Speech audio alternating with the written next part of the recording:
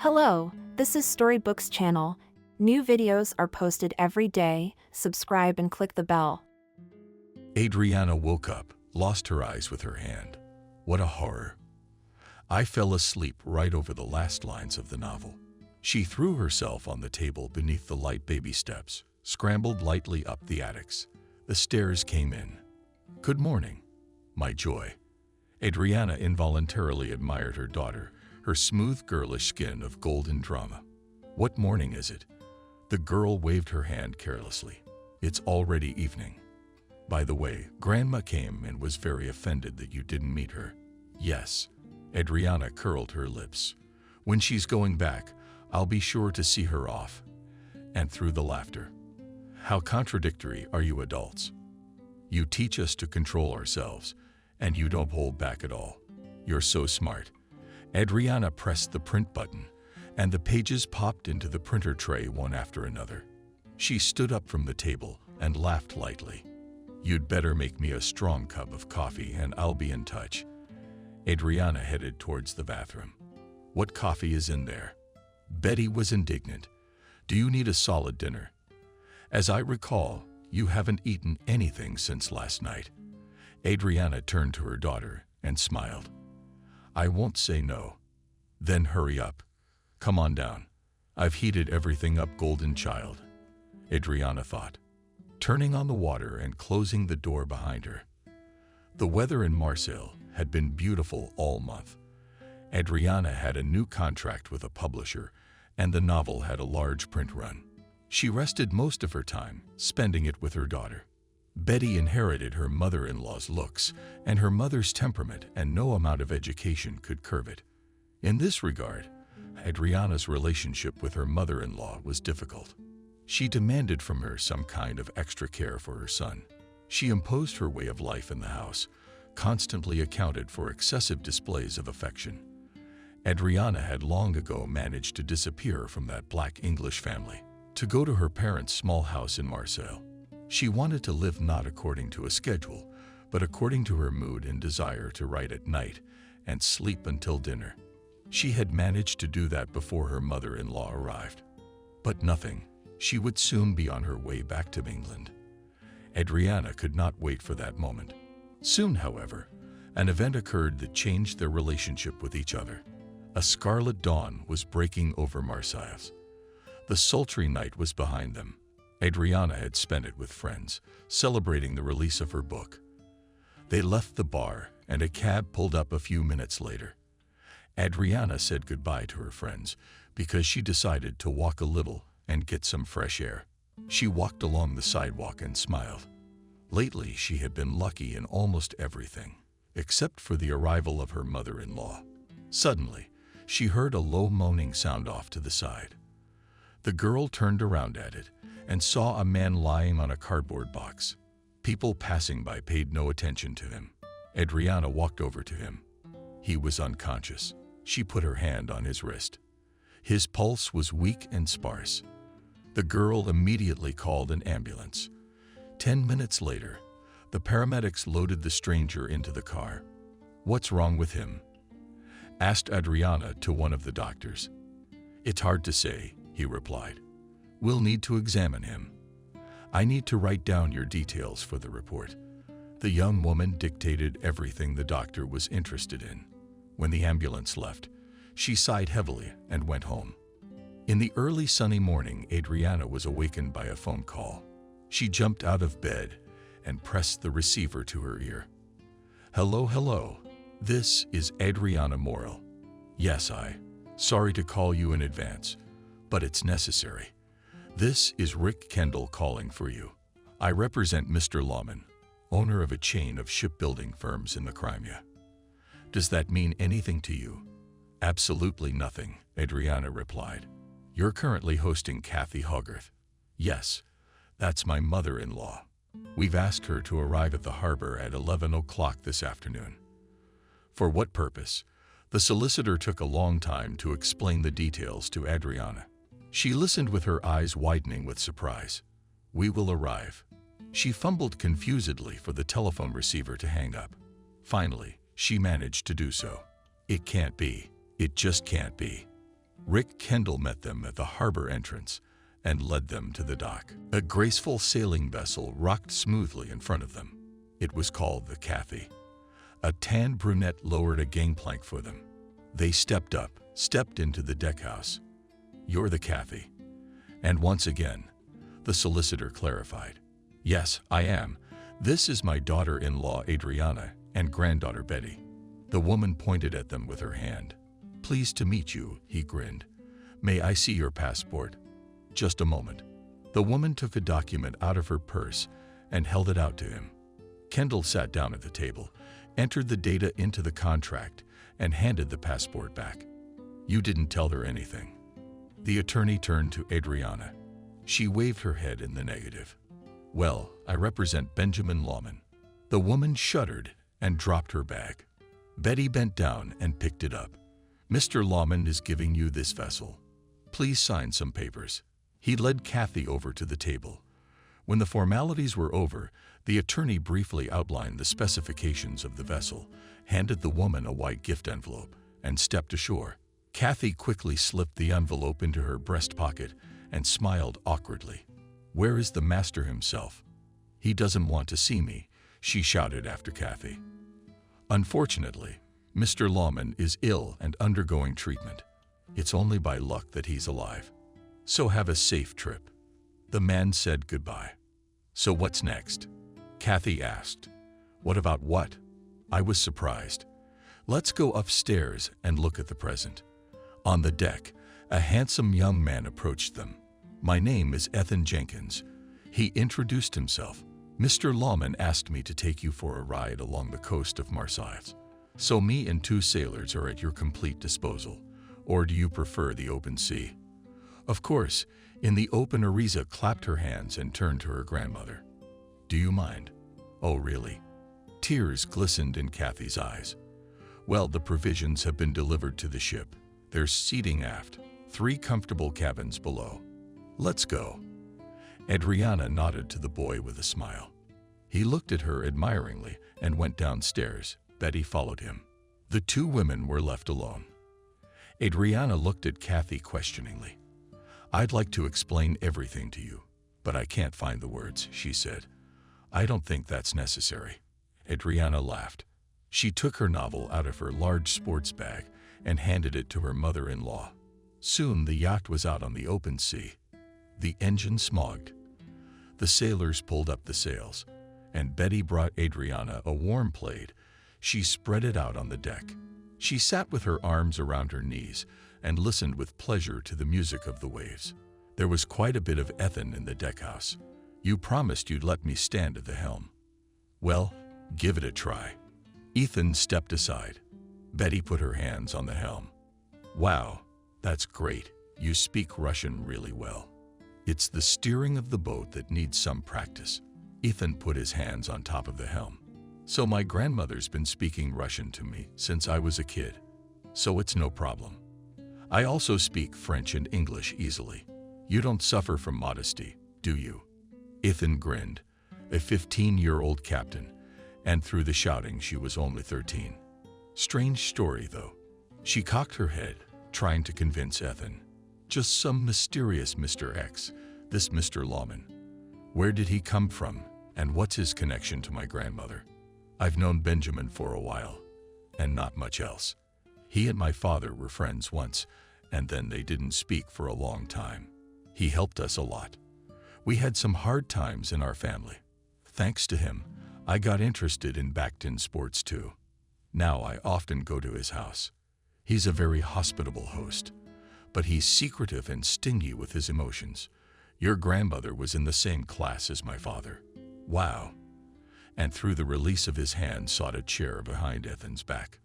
"Look, there was a love story there. I can feel it. I'm gonna go take a look at my ladies. Maybe something once. By the way, ask them. We'll spend the night at sea. It's humbling if we do. There are groceries on campus. I'd like something to eat." "Yeah, I'll ask." Betty hurried to the deck. It was empty.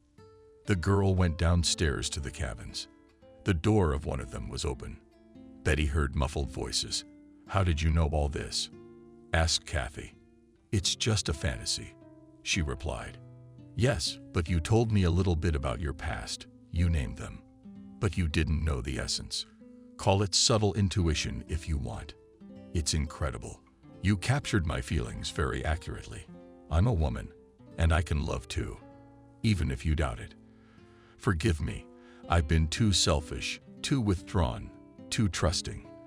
And today I not only took a little sea voyage, but thanks to one of your stories, I plunged into the abyss of the past. You know, I want this boat to be yours. Yours and Betty's. It's worth over $3 million in rubles. You made me happy today, and I want to repay you and make you a millionaire. Let me make it up to you. There was a quiet, sobbing sound. Apple took a step back, and her foot caught on the plate left on the floor. She picked it up. Inside was an open book with a note lying in it. Kathy walked out of the cabin, slamming the book Betty managed to read from the sheet. Forgive me, Benjamin. She held out her grandmother's novel. On the cover was a picture of a sailing ship against a seascape, and printed in brightly colored lettering, the title is Stronger Than All Victories. Farewell. Benjamin Lawman and Michael Jenkins had been friends since childhood. Benjamin no longer remembered how they met. In one of the time-blurred early memories of their strongest summers together, swinging on a wooden swing in the shade of tall poplars. But was it reality or a play of the imagination? Benjamin could not say with certainty. They went to the same kindergarten, studied in the same class, lived in the same stairwell. Benjamin's mother was a good fish cook on Thursdays too. Both families had dinner at White's without fail. In turn, Michael's mother would invite the neighbors over for her famous 12-layer honey cake, and everything on Sunday was filled with the smells of honey and strong over emergency Indian tea.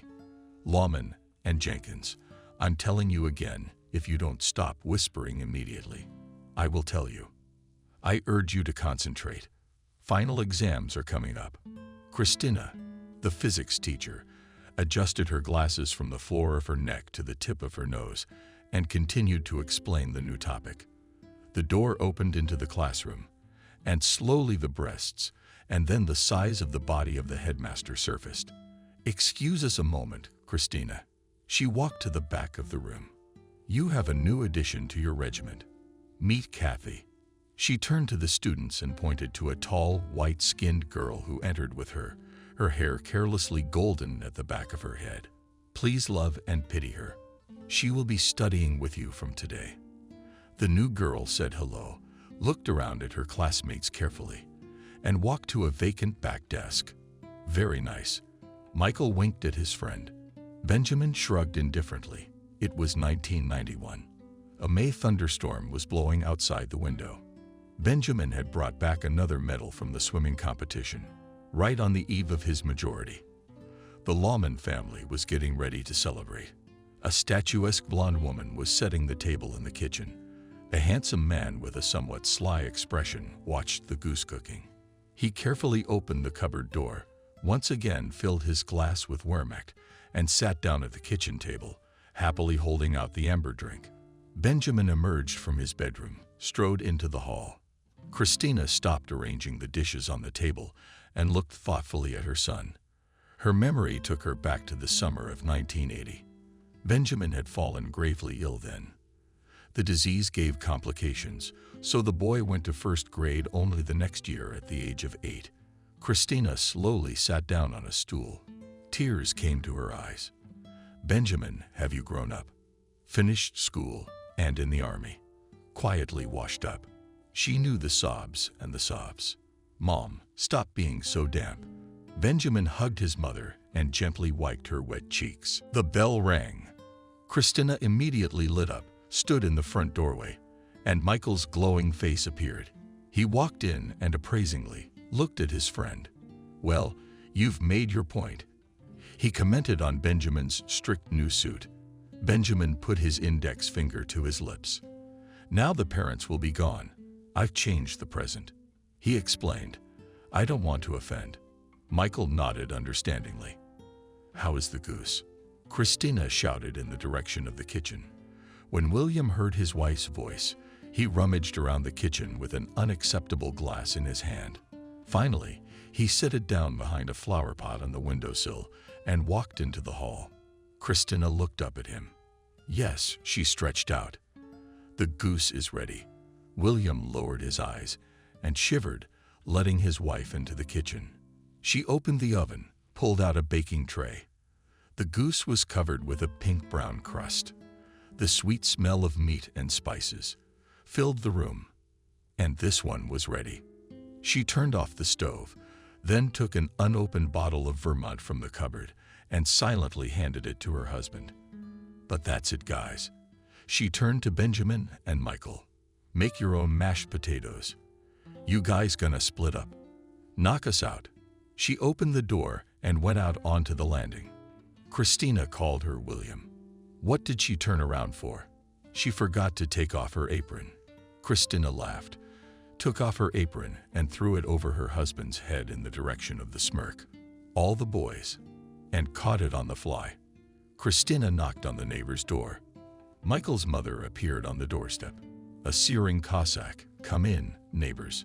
She smiled broadly, handing Michael a tray with her signature cake. Benjamin bowed theatrically. "Thank you very much for such an appetizing birthday present. May it be yours." I got embarrassed and closed the front door. The guys returned to the apartment. Michael went into the hall and put the cake on the coffee table by the window. Benjamin was in the kitchen draining the water off the potatoes. "Go potatoes," he called out to his friend. "I'll go and change my clothes." At the whistle of the tray rhythmically melody, Michael smoothly opened the refrigerator, took out milk butter, and plunged into the process of cooking mashed potatoes. When the dish was ready, he tangled the pot tightly in a terry towel, grinned contentedly, and headed for his friend's room. Benjamin had already changed into a dark green Empire, tight blue jeans, and was radiantly removing 2-liter bottles of vague liquid from under the couch. Michael gasped with joy. "And I thought I'd have to settle for a crown. How did Granny manage to show solidarity?" Benjamin held out the bottle to Michael. "Yes, she's a worldly old lady." Michael winked at his friend, went into the hall, and put the bottles on the table. The bell rang insistently. Benjamin went to the front door and opened it. From the threshold, the guests gave a friendly shout. "Happy birthday. Happy birthday." "Thank you." Benjamin playfully bent to roll the whole thing. The noisy crowd could barely fit in the narrow hallway. Michael immediately rushed over to the tall, slender brunette Clara. He helped her take off her windbreaker. He hung it on the rack and sat down carefully, taking off her shoes. From the flawless feet of a classmate, tipped it lightly over her head. Slaga laughed contentedly. Michael became. She grabbed his waist with her hands and lightly touched her lips to his cheek, the young man. Then, closing the embrace, confidently took Michael under her arm, and they walked to the table. Benjamin accepted the clothes of his companions, Sam, Jack, and Sophia, and looking at the filled hanger, he went to the bedroom, folded the jackets on the sofa, and returned to the guests. They were rattling their plates in friendship, pouring themselves cold appetizers. Michael was serving alcohol. When the doorbell rang again, Benjamin suddenly shuddered. "Oh, it must be my brother," said Clara with feline grace, putting her foot on his leg. Yeah, uninvited. And definitely with some new girl." She cast a sly glance at Benjamin. He was in no hurry to open the door. Michael patted me on the shoulder to open it. Benjamin waved his head negatively and headed for the front door himself. It was indeed Sluod's brother, and he didn't come alone. Alex was holding the hand of a new girl from their class. "Happy birthday, Benjamin." He said, "Happy birthday. You don't mind my company?" The boy nodded at Kathy, and she looked a little embarrassed. "No." Benjamin smiled confusedly. "Come in." Alex quickly took off his denim jacket, threw it on the podium, and rubbing his hands, made his way into the hall. The crowd gave a friendly buzz. Greeting him, Benjamin and Kathy were left alone. "You can undress in my room." He guiltily nodded toward the coat rack and strode toward the bedroom. Kathy followed. The room was in semi-darkness. Benjamin held out his hands to help the girl remove her cloak. Kathy stopped him and took a small box out of her pocket. A present. She smiled as she opened it. It was a miniature model of a sailing ship. "Congratulations. I hear you want to join the Navy." Here she held out the model 7 feet under the keel, both at sea and in life. "Thank you." Benjamin smiled, looking at the gift. Kathy took off her cloak and laid it on the back of the couch. She liked it. Did she glance at the birthday boy? Very much. Benjamin set the model on the bookshelf and held out his hand to Kathy. "Let's go to the guests." "Let's go." 12 pairs of eyes in the crosshairs. Hand in hand. They appeared in the doorway for a moment. There was silence in the room. Alex flew over to Kathy and pulled her to the table, seating herself next to him. "This is Kathy." He introduced her to the company. "You all know her, though."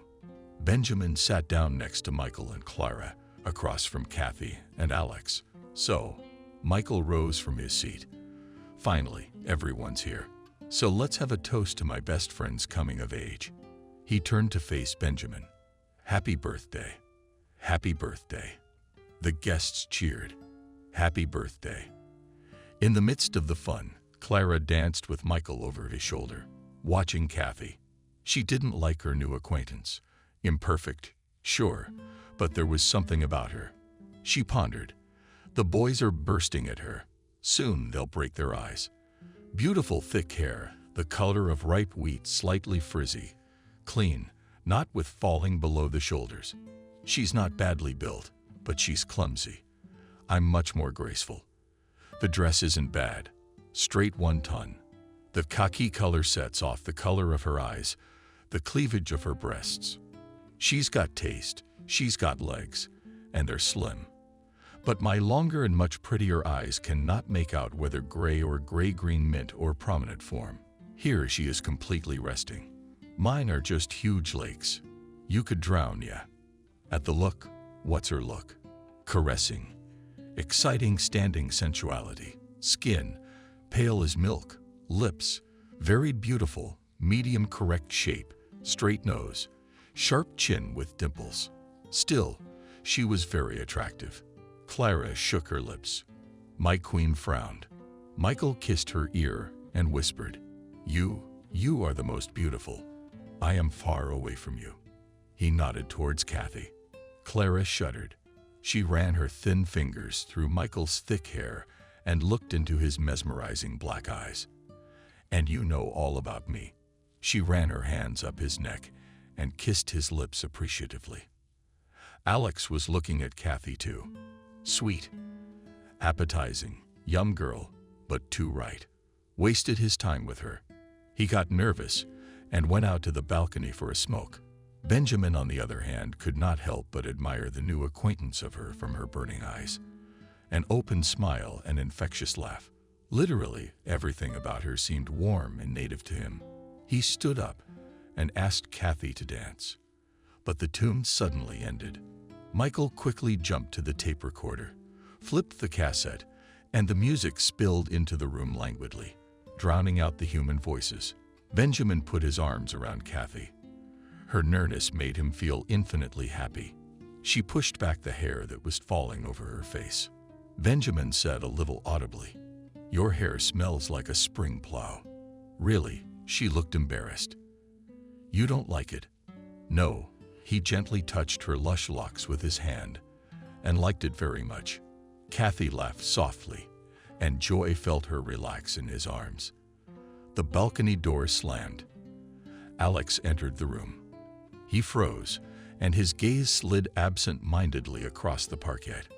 Then Alex quickly walked past the dancers and sat down at the table. Throughout the evening, he never looked at Kathy again.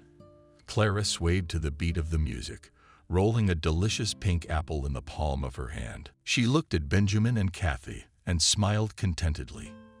The feeling between them pleased her. Sure, Benjamin was a good-looking guy, but a little plain, short, strongly built with a charming smile and clear brown eyes. He attracted the attention of the opposite sex. But Michael was truly handsome. She looked in his direction. Tall, slender with perfect facial features. He felt every movement of my soul. There's a smile playing on my favorite face. He gets up from the chair, comes over, touches my neck, gently runs his fingers through my hair. There is no peace next to Michael. Girls are crazy about him, and so am I. I'm in love with his searing black eyes and hair the color of a crow's wing. His humor, his plasticity. I'd tear anyone apart if she wants to take him away from me. On impulse, she wrapped her arms around Michael, pressed herself tightly against him. A small shiver shook her body. Abruptly, she pulled away. She took a big bite of the apple. Droplets of juice appeared on their lips. She looked up at Michael, and in her emerald eyes danced lights, fierce, all-consuming passion. The music ended. Benjamin and Kathy stood in the middle of the room, unable to look away from each other. Then they sat down at the table, and without paying attention to others, enjoyed each other's company for the rest of the evening. By midnight, the guests began to leave. Alex, who had been drinking a lot, came to Kathy and took her hand. "After all, I decided to see you off, baby."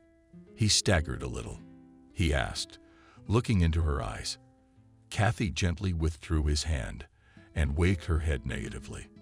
"No, I'm with Benjamin." When retired, Michael held out his jacket to him. Alex slung it over his shoulder and followed the others out onto the landing. Benjamin helped Kathy put on the coat, and they went downstairs.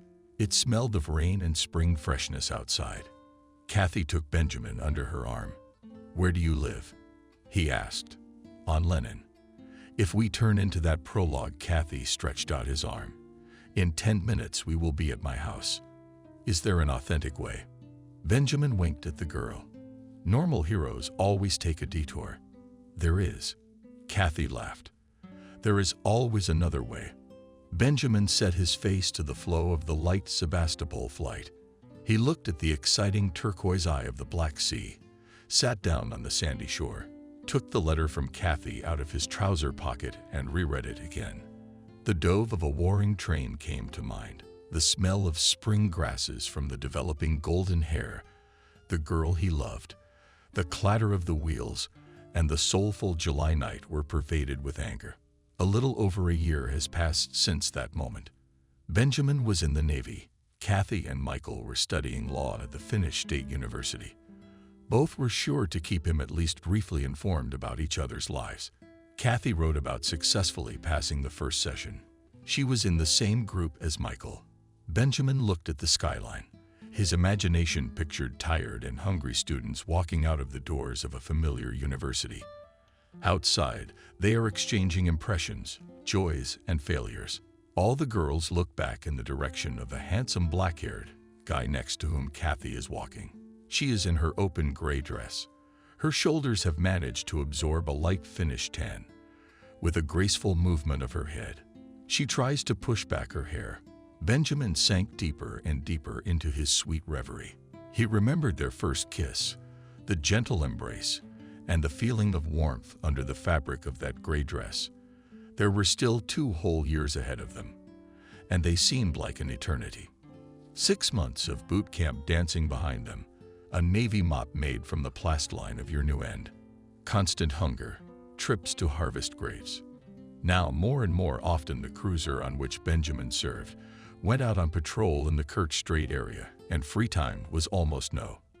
But he did not leave his hobby. Studied literature, dishes, construction, collected magazine articles on repair and construction of small ships.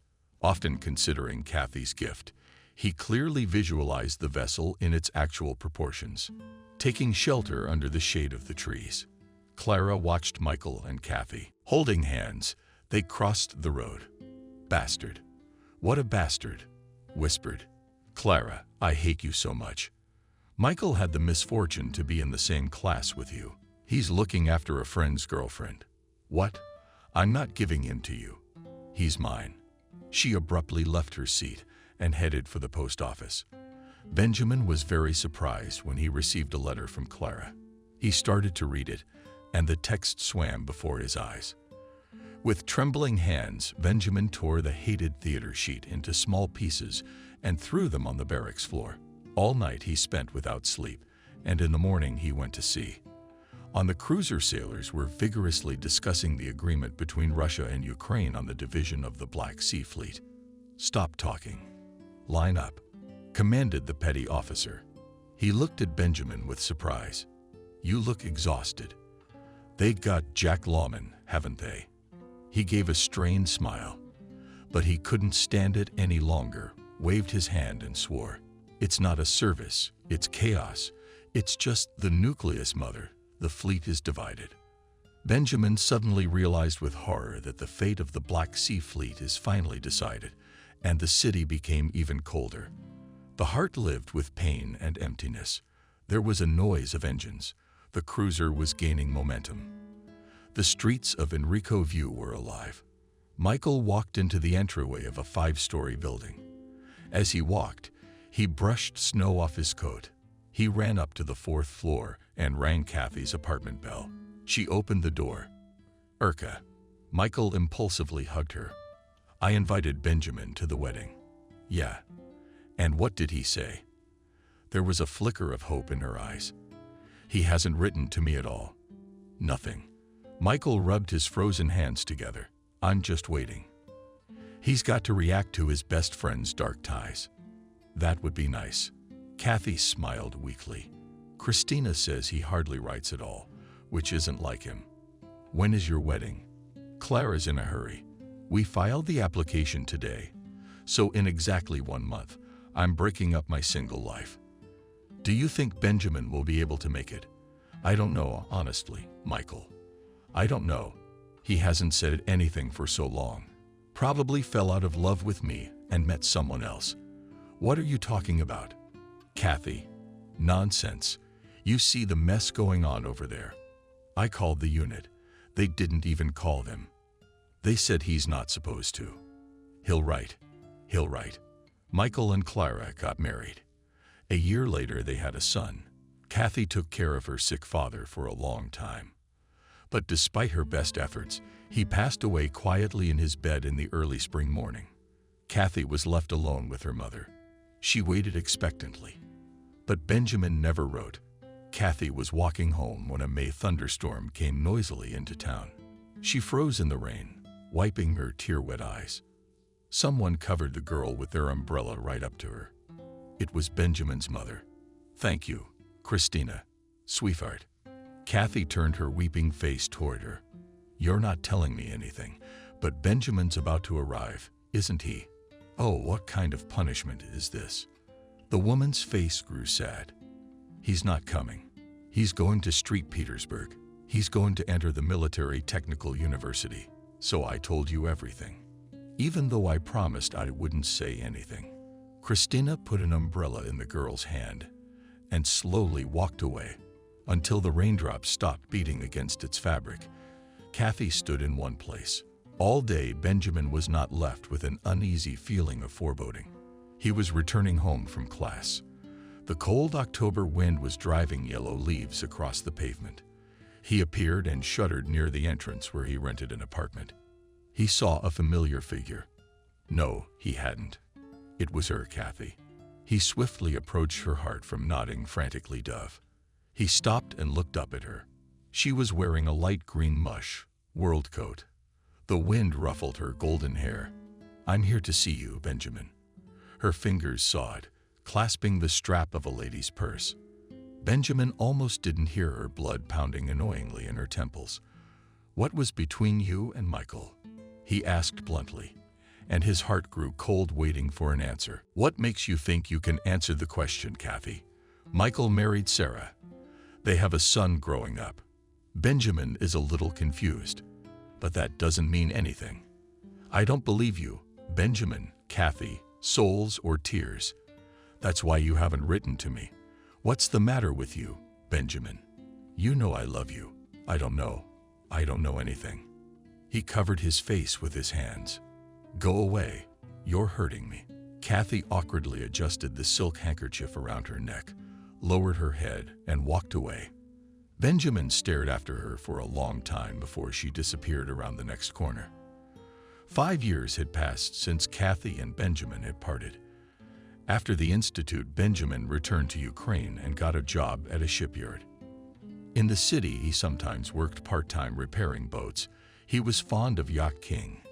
He rented a room in a house near the sea, installed an Opal in the backyard, and started building his yacht. He was fortunate enough to meet another enthusiast, and the two of them spent 2 years working evenings after work on weekends and vacations to complete their project. The yacht turned out to be successful, with good, seaworthiness. It had small dimensions and simple construction of a spacious foredeck, and the sails were made of lap sleds. The friends registered their vessel and joined a yacht club. They often won not only in their class, but also left larger yachts behind on many occasions. Regular orders from private individuals allowed Benjamin to accumulate a decent capital, leave the factory, and open a small private firm for the construction, repair, and design of small boats. His business expanded over the years. Subsidiary firms were opened all along the Black Sea coast of Crimea. Benjamin worked on the Gap with a kind of fierceness, solving organizational and management issues. He did not stop designing. He slept 2-3 o'clock hours a day and was never tired. His subordinates could not keep up with his frenetic rhythm of life. They couldn't find a single weakness in the chief. They called him Werther the Robot, an inquisitive, desperately in love boy in worn jeans, and the Watson of the Empire, dissolved in a haze of memories and turned into Mr. White. And nothing could disturb his soul, the soul of a brutally principled entrepreneur, obsessed with the only passion for his business. And only in the cold October evenings, when the wind drove the fallen leaves through the streets, he became irritated at any trifle and committed uncharacteristic acts. And now he felt a future longing, watching the hateful wind play in the yellowed leaves of the trees and listening to its crazy song. He abandoned his car in the yard, walked swiftly into the mansion, and slammed the front door loudly. In the house stood the sound of the impenetrable window, and the wind could not be heard, but in the heart of the man leaning helplessly against the front door, louder and louder conquered the extended October wind. "Why so loud, dear?" A glamorous, long-legged blonde appeared in the hallway. She languidly led the way past him, showing off all the charms of her figure. Benjamin looked at her indifferently and finally stepped away from the door, took off his coat, and handed it to the girl. "Take it to the check room." The girl froze for a moment. "My joy is not in good spirits. I've been promoted to the rank of servant." Benjamin answered nothing. He went up to his study, wrapped up the paintings, and came back to lie down on the leather sofa. In her bedroom, the blonde walked over to the cotton nightstand and Shyla no-sink her martini glass and collapsed on the bed with a crash. "Newsy-poosy, what are we not to a tea?" mumbled she, pulling her cell phone out from under the pink cool pillow. "Hi," she said, shifting to a whisper. "You know, my secretive one went to bed alone again. I'm bored." "No, he has a fall exacerbation of what?" "What mental aggravation?" "I tolerate it, because he promised me a new car. But I'm bored to tears. He doesn't like it when I have fun." "Auntie." The girl twiddled her thumbs. "All right, I'll give it a shot. Meet me at the club. At the moment, I guess. He doesn't give a rat's ass about me." All night, Benjamin was haunted by the same dream. He was running away from the cold wind on a deserted road. A tornado of fall leaves followed him, and he fell into the bile-smelling grass and gasped for breath. He awoke at 5 o'clock in the morning, wiping sparring from his forehead. Then the fears and remnants of the dream made their way to the bathroom, undressed, and stood under the shower. The rushing stream of hot water from above finally freed him from the nightmare. Later, wrapped in a towel, he went down to the kitchen and drank 2 cups of scalding black coffee. Outside the window, a warm, sunny day was dawning. Jumping over a step, Benjamin went up to the second floor and opened the door to the blonde's bedroom.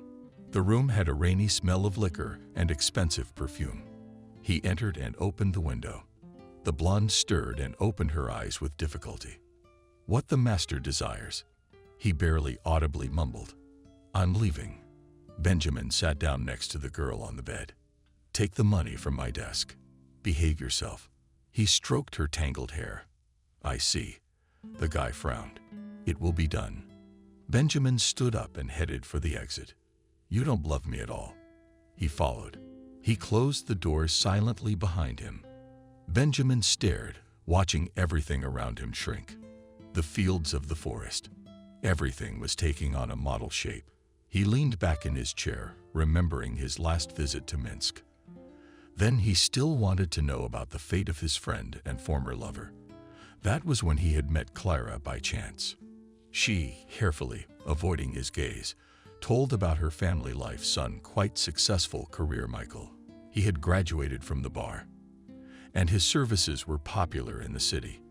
In passing, she mentioned Kathy, and in that instant Benjamin's heart rumbled. She worked for a major travel firm, representing its interests near Remington Resort.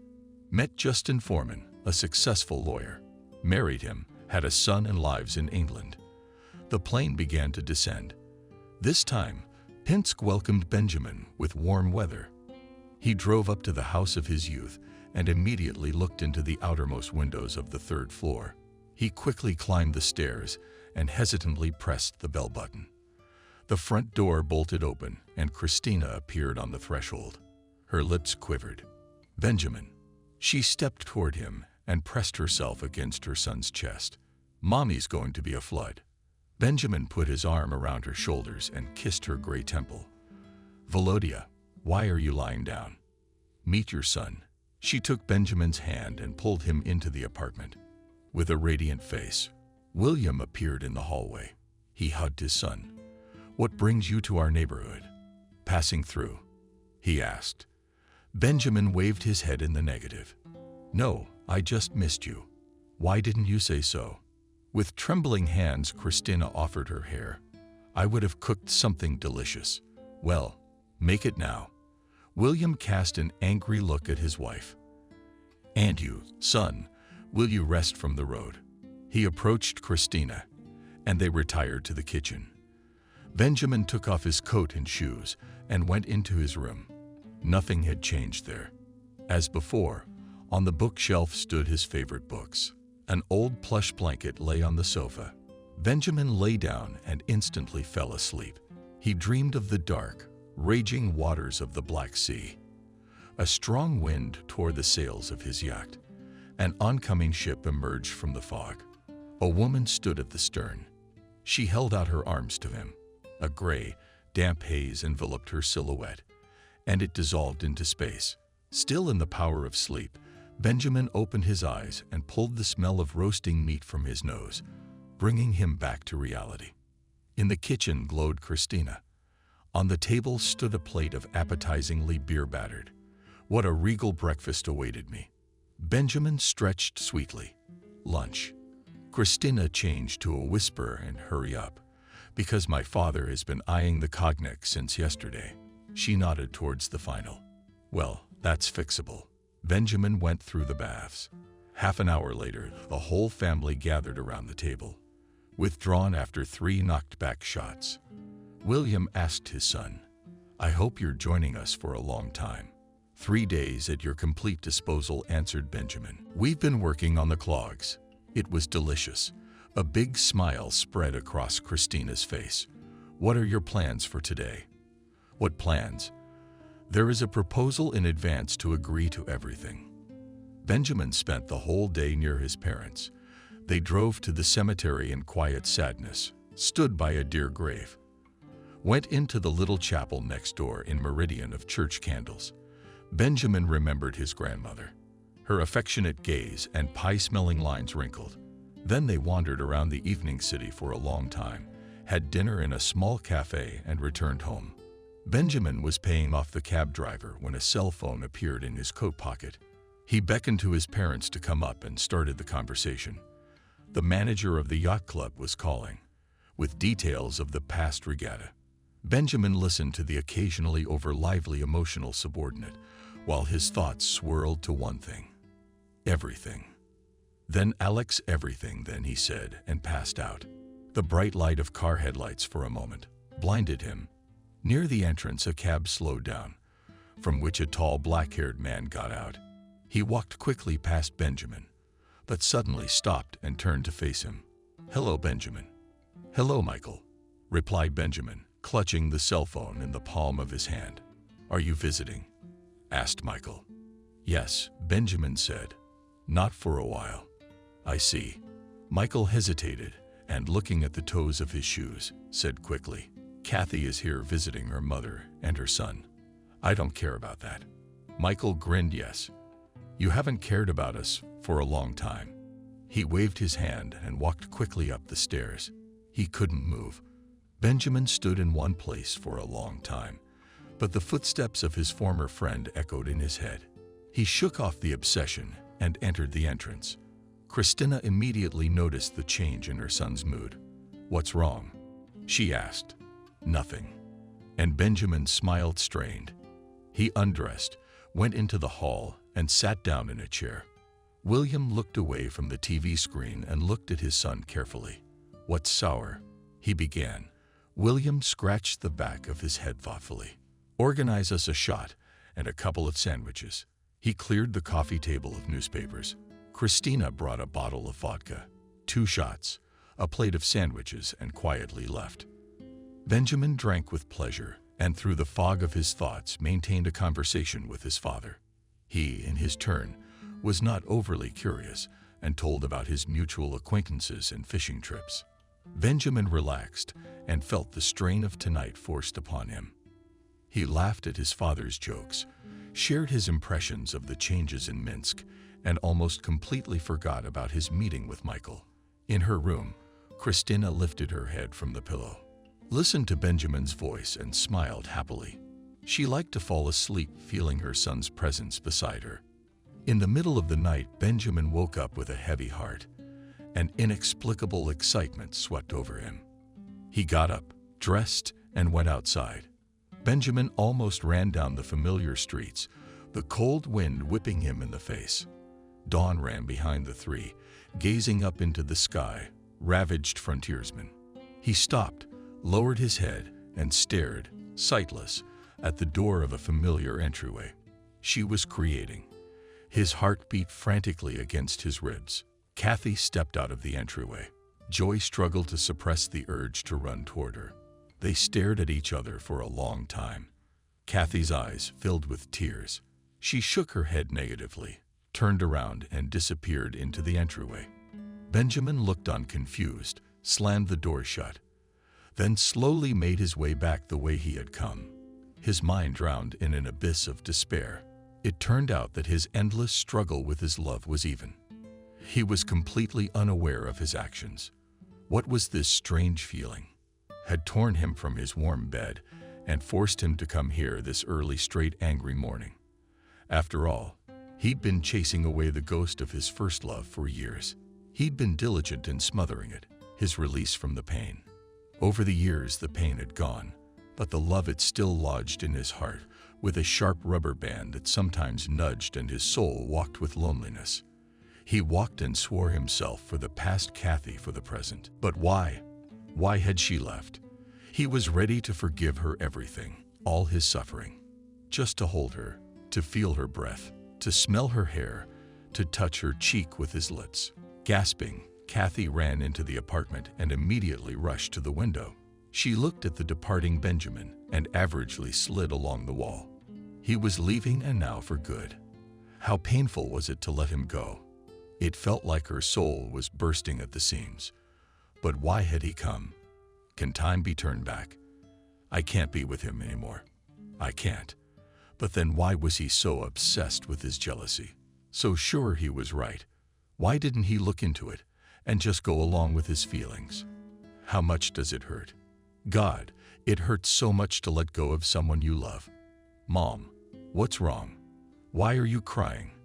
Alan, Kathy's 12-year-old son, walked into the room. She held out her arms to him. Come here, my darling. Holland came over and cradled her head against his chest. Kathy kissed his warm hands and cried softly. Holland stroked her head. Mommy, let's go home. You're always sick here. I'm scared. You're right. Kathy stood up, wiped her wet face, and put her arm around her son's shoulders. Let's go back. An hour later, Kathy looked up at the street. Her mother waved her hand through the carriage windows behind the rain drum. Kathy peered into the compartment. Ellen was sleeping peacefully. She walked quickly into the empty vestibule and let the tears flow. The train was rapidly gaining momentum. At the same time, looking at his native Pinsk disappearing under the wing of the airplane, Benjamin took out a model of a sailing ship from the inner pocket of his coat and looked at it for a long time. The stewardess brought the cognac he had ordered. Benjamin thanked her and held out the souvenir in the palm of his hand. "Take this for you." With one lip, he said. The girl smiled and accepted the gift, and the city returned to the porthole. The rain intensified. He drank the cognac and dialed the girl's number. She picked up. "Benjamin, are you crazy? Why don't you answer the phone? I've been getting calls from your employees. When will you be here?" "I'm already on a plane." "I'm sorry, but it's better if you pack your things and leave." That girl's voice turned into a scream. "What kind of asshole are you? You found a toy. Come and go, damn you." "I'm sorry, but go away." Benjamin hung up. It was also raining in Sevastopol, and Benjamin entered the empty house. It was in unimaginable chaos. The curtains had been torn from the windows. Things scattered underfoot, shards of broken crockery crunching. He went up to his office, took the car keys, and went down to the garage. Benjamin arrived in Nikolaev in the late afternoon, summoned the farm manager and workers. He drove in, opened the car door, and immediately gave the order. "Put Kathy on the water." Benjamin, the manager, was confused with his eyes. She hadn't been tested yet, and there was a storm warning. "Get down."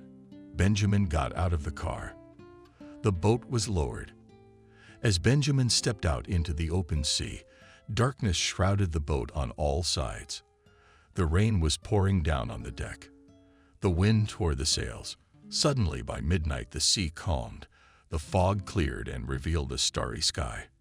Benjamin stretched out on the wet deck, spread his arms, and closed his eyes. He listened to the silence of the night and dreamed, for things could have been different. Like this. In the middle of the night, Benjamin awoke with a heavy heart. An inexplicable excitement swept over him. He got up, got dressed, and went outside. Benjamin almost ran through the familiar streets. The cold wind sheeted his face. Dawn came running in. Staring up into the sky, insights played out. He himself stopped, lowered his head, and stared, sightless, at the door of a familiar entryway. She was creating. His heart beat frantically against his ribs. He took a step forward. Kathy stepped out of the entryway. She moved toward him. The distance between them was rapidly shrinking.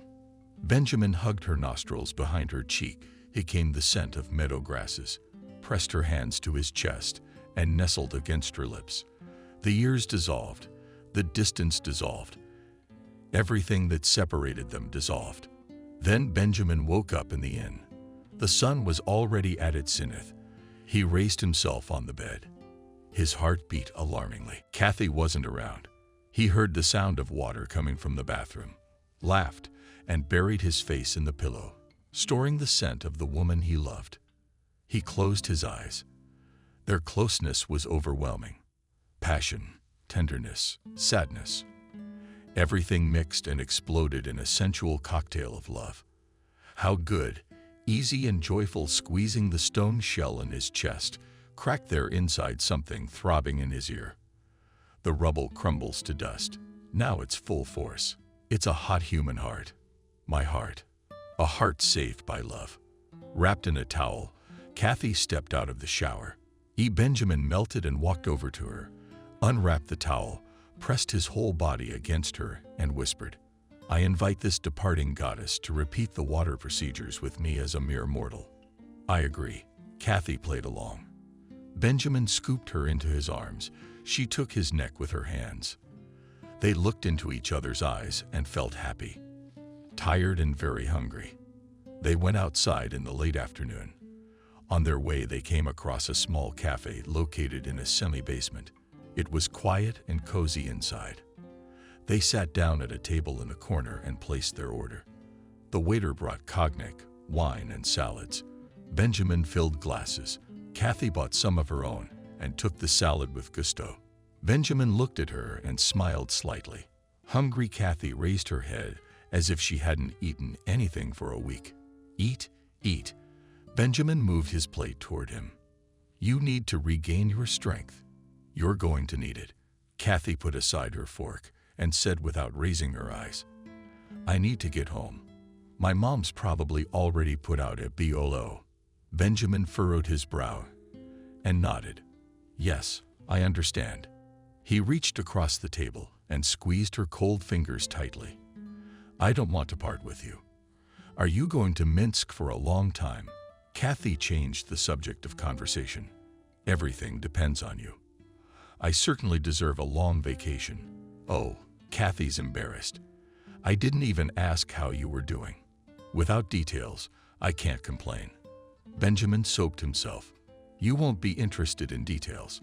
Kathy, you both took your fingers out of his palm and took my purse. Needed to turn on her cell phone. She opened it and took out her cell phone, staring at the display confusedly. Quietly, she asked, Married? Wasn't. Not married, laughed Benjamin. What so? Kathy turned on her phone and put it in her purse. Been waiting for you. He took a deep breath. You're lying. Kathy committed the wine glass. Did you hate me? She looked him in the eye. Yes, I did. Benjamin nodded. And I was very angry that I couldn't stop loving you. That's how I confessed everything. Now it's your turn. Tell me about yourself. He's nothing remarkable. Kathy waved her hand. Being a homemaker, my diploma is considered a piece of paper in the land of misty Albion. What does your husband do? Stern represents the case in the courts. Do you love him? The hot food arrived, and they both fell silent. The waiter left the dish and walked away. Benjamin tapped the table impatiently with his fork. Kathy grabbed his wrist. Eat. You won't touch the food. Oh, yes. Benjamin refilled the glasses. He put the fork in his left hand, took the knife, and cut it into small pieces. For a few minutes, they ate in silence. Benjamin put a white napkin to his lips and nervously held it in his hand. You didn't answer my question. Kathy put down her plate and took a sip of wine. No, she exhaled. But he's a good man. Let's not talk about it. At least I have to go now. Benjamin nodded. He waved to the waiter and paid the bill. They left the cafe in a cold fall downpour. Benjamin caught an available cab and opened the back door of the car, covering Kathy with the edge of his coat. He flew to her lips. Call me when you get there. He slipped his business card into her hand. I will. Kathy got into the back seat. Benjamin slowed down a little and slammed the door behind her. The car moved off. Soon the light from its taillights dissolved into darkness. Benjamin stirred in his sleep, opened his eyes, and looked at his wife, sleeping next to him. The woman's hair fluttered across the pillow. He slid his lips over her naked shoulder and got out of bed. Carelessly threw on a robe, went down to the bathtub. After showering with wet mussed hair, he made his way to the kitchen. Brewed coffee with a steaming cup in hand, he walked to the window and opened it. In a MIG, the room was filled with our smells of spring. He took a sip of coffee, set the cup on the windowsill, and walked back into the bedroom. Kathy lay on her side, putting a hand under her head, and the thin rays of sunlight, reaching through the dense mountain, slid down her body. A whiff of icy wind brought the dreamer to his senses. The play of imagination was over. Benjamin sat up and fixed his gaze on the endless blue surface of the sea and the frowning sky, which was once again covered by heavy clouds. This was his life, joyless and empty with an unhealing heart wound. It could have gone on like this forever if not for one amazing event. It was a cool May night when an angel showed up at Benjamin White's apartment. Benjamin, formerly a successful businessman and now a drunkard, was wheezing loudly in his sleep. He had left his shipbuilding business to a trustee, and after the death of his parents in a dark drunkenness, he did not want to hear about returning to the former life, and diligently portrayed himself as an ordinary citizen. Angel walked over to the bed, examining him up to his neck from the good physique. He sighed bitterly, and at that moment a light, barely respectful breeze blew through the apartment. Benjamin rolled over on his side and pulled an old tattered blanket over his head. Angel touched him, and in a moment was inside his body. He rose up on the bed and opened his eyes. The solution of the internet networks began to resolve. The roar of cars, the thunder of endless music, cacophony of earthy sounds offensive to English hearing rushed into his consciousness. He took a deep breath, felt the heavy particles of lead and zinc sink into the bronze along with the air, smelling the native odors of exhaust, his wife. Plastics decomposing and garbage made him dizzy and nauseous. He lifted Benjamin's body off the bed and tried to take a few steps around the room. The body was very heavy. In addition, everything inside him was groaning and aching. Angel regarded Benjamin's weakened arms and legs with amazement. He turned to the lonely mirror standing in the middle of the room and shuddered when he saw his reflection. Staring back at him was a bewildered, utterly powerless man of the earth with a flushed complexion and droopy eyes. "Jesus," he shouted out, pointing a shaking hand at the reflection in the mirror, "and I'm his guardian angel. This is a nightmare. They are the crown of the earth's creation. God, can they really be equal to us angels?" he asked in forbidding language, and immediately ashamed, remembering that it was because of this question and ended up in this harmful body. But it is unbearable, these physical sensations, this cloudy consciousness. It's impossible to live in this world. You were such a beautiful land. When I looked at you from above, Angel covered his face with his hands and cried quietly. As if agreeing with his sadness, the sky cried with him through the window insistently behind the drum of rain. Angel opened it joyfully, exposing his face to the cool and fresh wind and gathering the raindrops in his palms. The rain stopped suddenly. Angel sank down on the windowsill and with an inner gaze, immersed himself in Benjamin's body. The angelic powers left to him were negligible, and yet it transformed him, cleansed him of toxins, strengthened his blood vessels, and increased his circulation. "That's better," Angel exhaled. He looked around and walked over to the clothes closet. He opened it and picked out a decent suit. He threw off his worn sports tights and left shirt, took a shower, shaved his hair, and changed his clothes. Then he walked over to the dust-covered mirror, looked in it, and was pleased with what he saw. The reflection showed him a blush, a man with bright brown eyes, a stubborn, finely coarse mouth, and a strong-willed chin. He headed confidently for the front door, stepped out onto the landing, locked the door with the key, put it in his jacket pocket, and walked swiftly downstairs. After the rain, the air smelled of lawn and blooming lilacs. The streets glowed with colorful new lights. In spite of the deep night, the city's drinking establishments were bustling with revelry. And these people neglect even sleep to sin more. Angel marveled as he passed two drunken teenagers, arguing about the merits of their cars. Angel felt the anger boiling up inside each of them. He knew that in a few minutes a seemingly innocent altercation would escalate into a massive street brawl, injuring not only the disputants and their cars, but innocent bystanders as well. He turned down a dark, unlit alley, and with his fine angelic hearing, he heard in the distance a child's tearful crying. He ran quickly toward it. Soon he saw a small brick building. Next to it, leaning against the wall, sat a girl.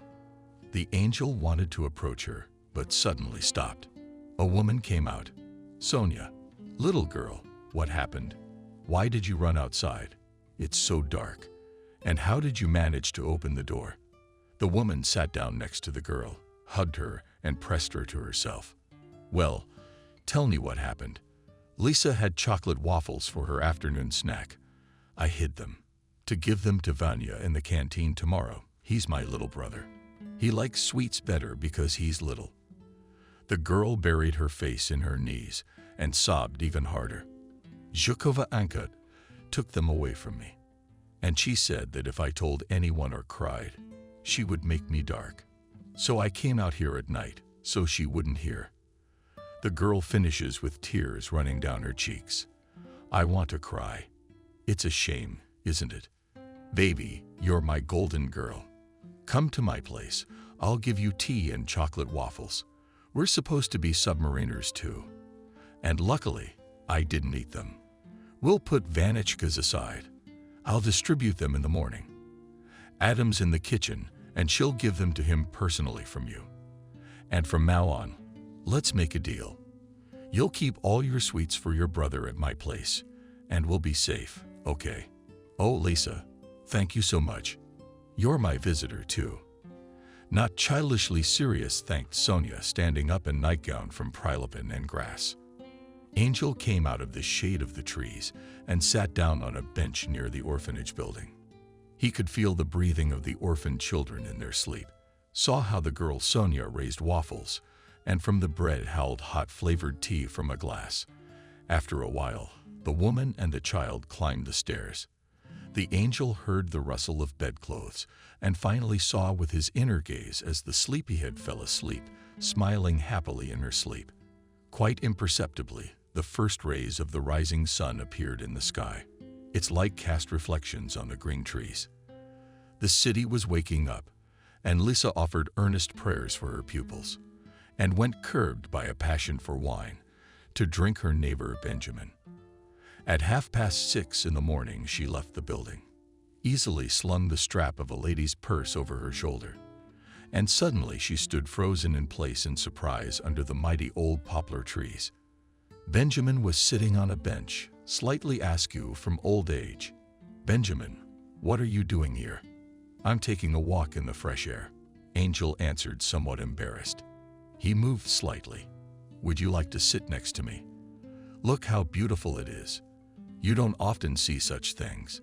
He pointed to the huge pale moon disk that was receding over the horizon.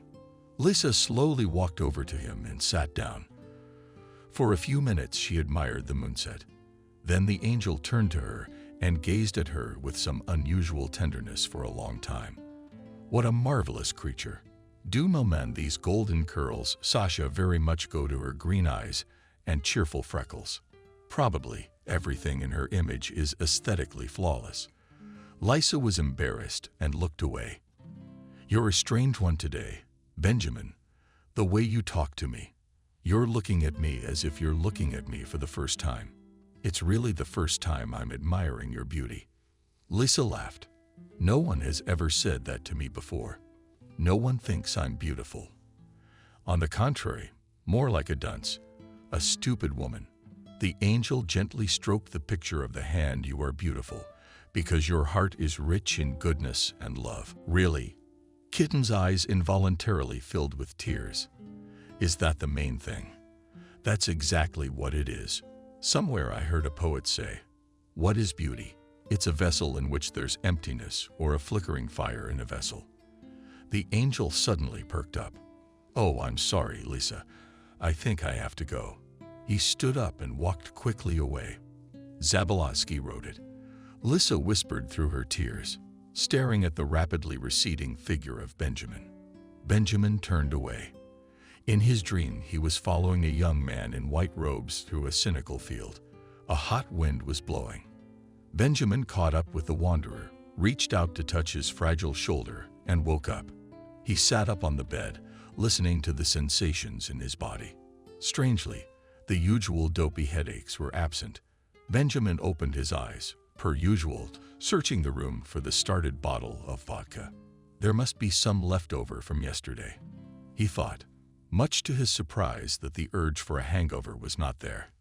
He came to the kitchen, opened the cupboard, and saw in a glass covered with a capron lid the unbeaten vodka. Benjamin brought the glass to the potatoes, and suddenly, with a sharp movement, poured its contents into the sink. Putin could not, and would not. He made his way to the bathroom, and stared at himself in amazement in the mirror. "It seems that overnight I have become 5 years younger," he thought, stroking his smooth-shaven face and looking at his reflection. "And why am I in a suit? Where did I squeeze in yesterday? Go down to the courtyard. Maybe someone saw me." Benjamin easily ran down the stairs and out into the courtyard. As usual, out-of-work men were sitting at a big wooden table, playing cards. "Benjamin, you're early today," said the girl who lives next door in the house across the street. "Sit down, you'll have a beer." Benjamin sat down on the glass with beer, resolutely pushed it away from him. The game stopped for a moment, and 8 pairs of eyes stared at him suspiciously. "Ties or something?" the man asked sympathetically. "I had too much to drink last night." "I don't know," Benjamin admitted sincerely. "I thought you'd tell me. Maybe you saw me yesterday. Where did I go?" "Not Benjamin. I didn't go out." "You answered that one. We were up till 10 o'clock at the Point. Didn't see you. So unless you went out at night." "All right, thanks." Benjamin's up. "Come on in just as we're getting into it." Invited him in. The men rolled up the driveway in a friendly and loose manner. Benjamin bumped into Miranda, an old-age pensioner who lives in the apartment above Benjamin. Miranda won't give a tip. The old lady interrupted him. "That's not what I meant. Why do you always ask? Is there a break today?" "For how long?" Miranda asked wryly. Benjamin started, waved at the woman, and entered the entryway. He was going up quickly when he saw his neighbor on the landing. Lisa was scrubbing the floors in the entryway. She deftly clutched a branch rag and left her image. "Hi," saying hello. "You're already hard at work. At least you got some rest tonight." "It's my entryway duty." "Where are you going?" "I slept a little." "What about you?" "I just got back." Lisa stared at Benjamin. Benjamin sat on the windowsill. "So you saw me going out last night?" "No, I didn't. I was on duty." "I saw you in the morning." Lisa wanted to tell him about their conversation at dawn, but something stopped her. "What morning?" "Yes, that's right." Lisa lowered her eyes. "I just thought you were out this morning." "What a miracle. I must have gotten there, but I don't remember how I spent the evening." "Maybe you wandered off into the night too." "I don't remember anything." Lisa looked regretfully at Benjamin in her ear, wiped the floor on the platform, and cautiously said, "Do you want to come to my place? I'll feed you breakfast." "You mean you want some more, how?" Benjamin felt that his appetite had been whetted. "A kind soul always feeds me. At least I used to say thank you when I was drunk." Lisa smiled. "Oh, Lisa, I can imagine what you thought of me." "Okay, you go upstairs, and I'll run to the bucket." Benjamin jumped up from the windowsill, easily picked up the bucket and went down to the yard. Lisa went up to her apartment, washed her hands and put the kettle on the stove. When Benjamin returned, he found Lisa in the hallway. She had already taken off her work robe and was tiredly pulling her handkerchief from her head. Benjamin put the empty bucket in the corner and turned to Lisa. And in a new way, as if seeing his so familiar acquaintance for the first time, Lisa stood opposite him and smiled at him very openly and gently. A strict white blouse emphasized the poverty of her skin. Her golden curls were loose on her shoulders. Benjamin was surprised that he had never noticed this femininity and beauty in Lisa before and felt awkward because he could not take his eyes off her. "Benjamin, why are you standing there like a stumbling block? Come into the kitchen."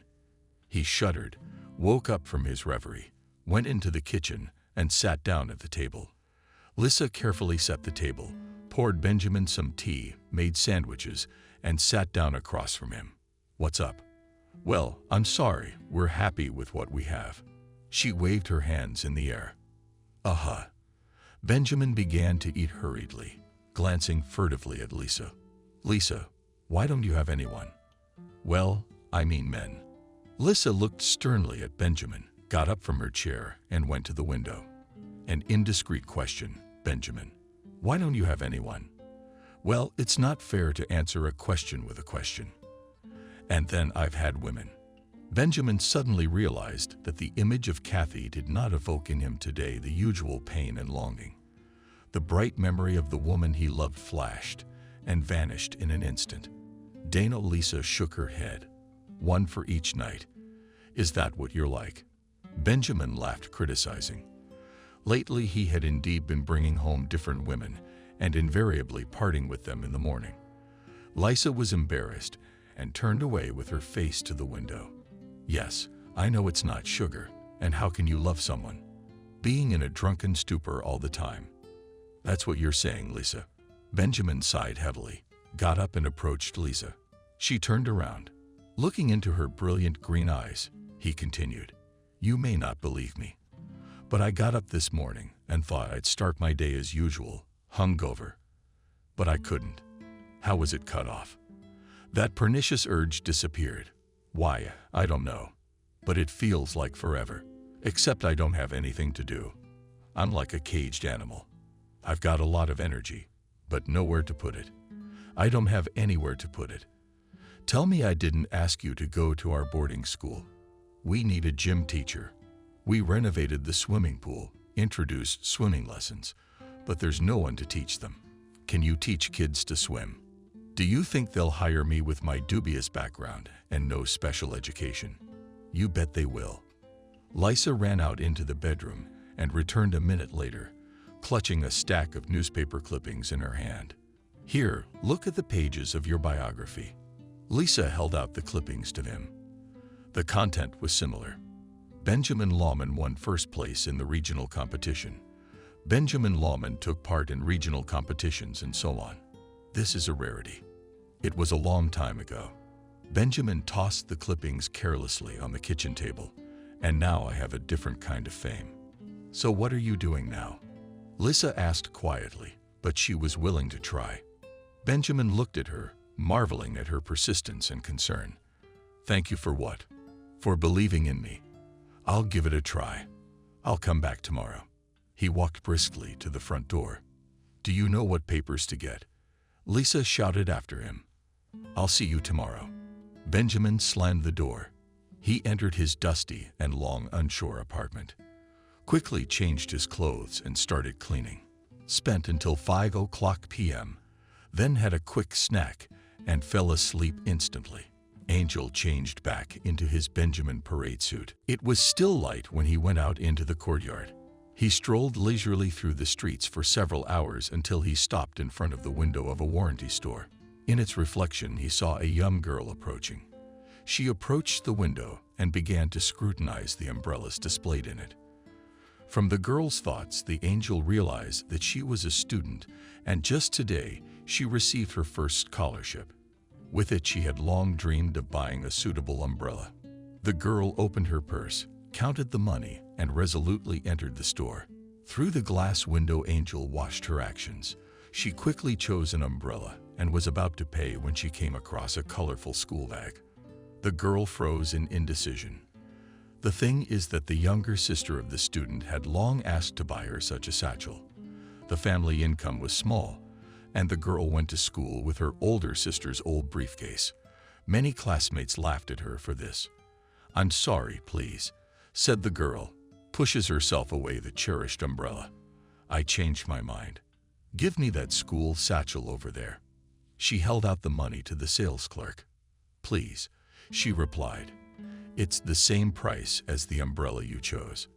"I see." The student clutched the satchel to her chest and, smiling, ran out into the street. Angel followed her. The girl sat down in the streetcar for a while thinking, "I'll buy an umbrella sometime later.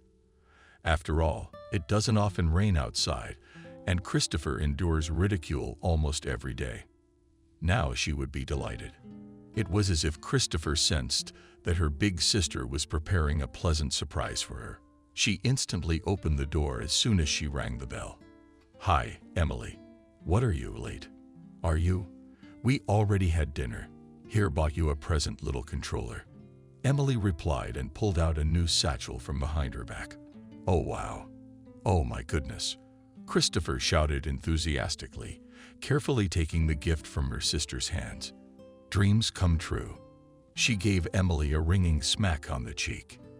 Angel stood outside the student's house for a long time yet. He saw Christopher shifted in the satchel textbooks, notebooks, quickly dismantled the bed, lay down and immersed in dreams of tomorrow.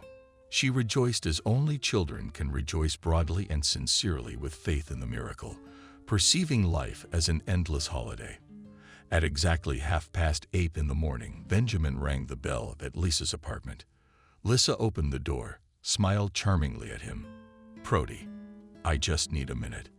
Lisa walked over to the mirror, trying to gather her hair at the back of her head. But the unruly strands were stubbornly dislodged from under the nook, with an inconceivable amount of curls falling over her face. Today she was wearing a strict gray suit and classic low-heeled shoes. Benjamin involuntarily admired the smooth movement of her arms, the supple, feminine figure. Closing the front door, Lisa turned to Benjamin. "All taken, yes, but with God." "With God," replied Benjamin. And holding hands, they walked quickly down to the courtyard. On the internet, everyday life was going on. Benjamin and Lisa passed the dining room where the children were having breakfast. They went up to the second floor and stopped at the principal's office. "I'm a little worried." Benjamin knocked. "Come in," a low female voice answered. Benjamin entered and closed the door behind him. Lisa sighed and slowly walked to her students' first class. 8:30 classes began. The third lesson was physical education. Lisa had already prepared to read an interesting book to the children instead. When one of the older students looked into the classroom, Lisa asked you to go down to the pool. Without hesitation, Lisa built the children in pairs, and they went down to the first floor. The water in the renovated pools played with sunny peaks. They were greeted by Principal Kathy. "Here is your new teacher." She pointed to Benjamin standing next to her. "Benjamin, please love and welcome. At last you'll have real swimming lessons." She smiled and walked away with dignity. The children made an unbearable noise, jumping around and happily rustling their bags of swimming gear. Lisa began to calm them down and led them to the locker room. After making sure all the kids had changed, she handed out inflatable laps and led them to the pool. Benjamin had already changed and was standing in the water one by one, taking the children in and dropping them in beside him. Before going down to the pool, the girl standing next to Lisa tugged her arm a little. "Lisa, what a great teacher we have now, like a rich man of fairy tales. What have you been reading to us?" "And cute." She awkwardly winked at Lisa with both eyes. "Yes, cute," Lisa whispered, glancing furtively at Benjamin. He lowered the enthusiastic sleepyhead into the water and said, "Thank you for your help. Lisa, have a seat on the bench, and we'll get the lesson started." Lisa sat down on a low bench near the wall and watched mesmerized as Benjamin led the class. The bottom of the pool was sloped, and the deepest part of the pool was fenced off with soft netting.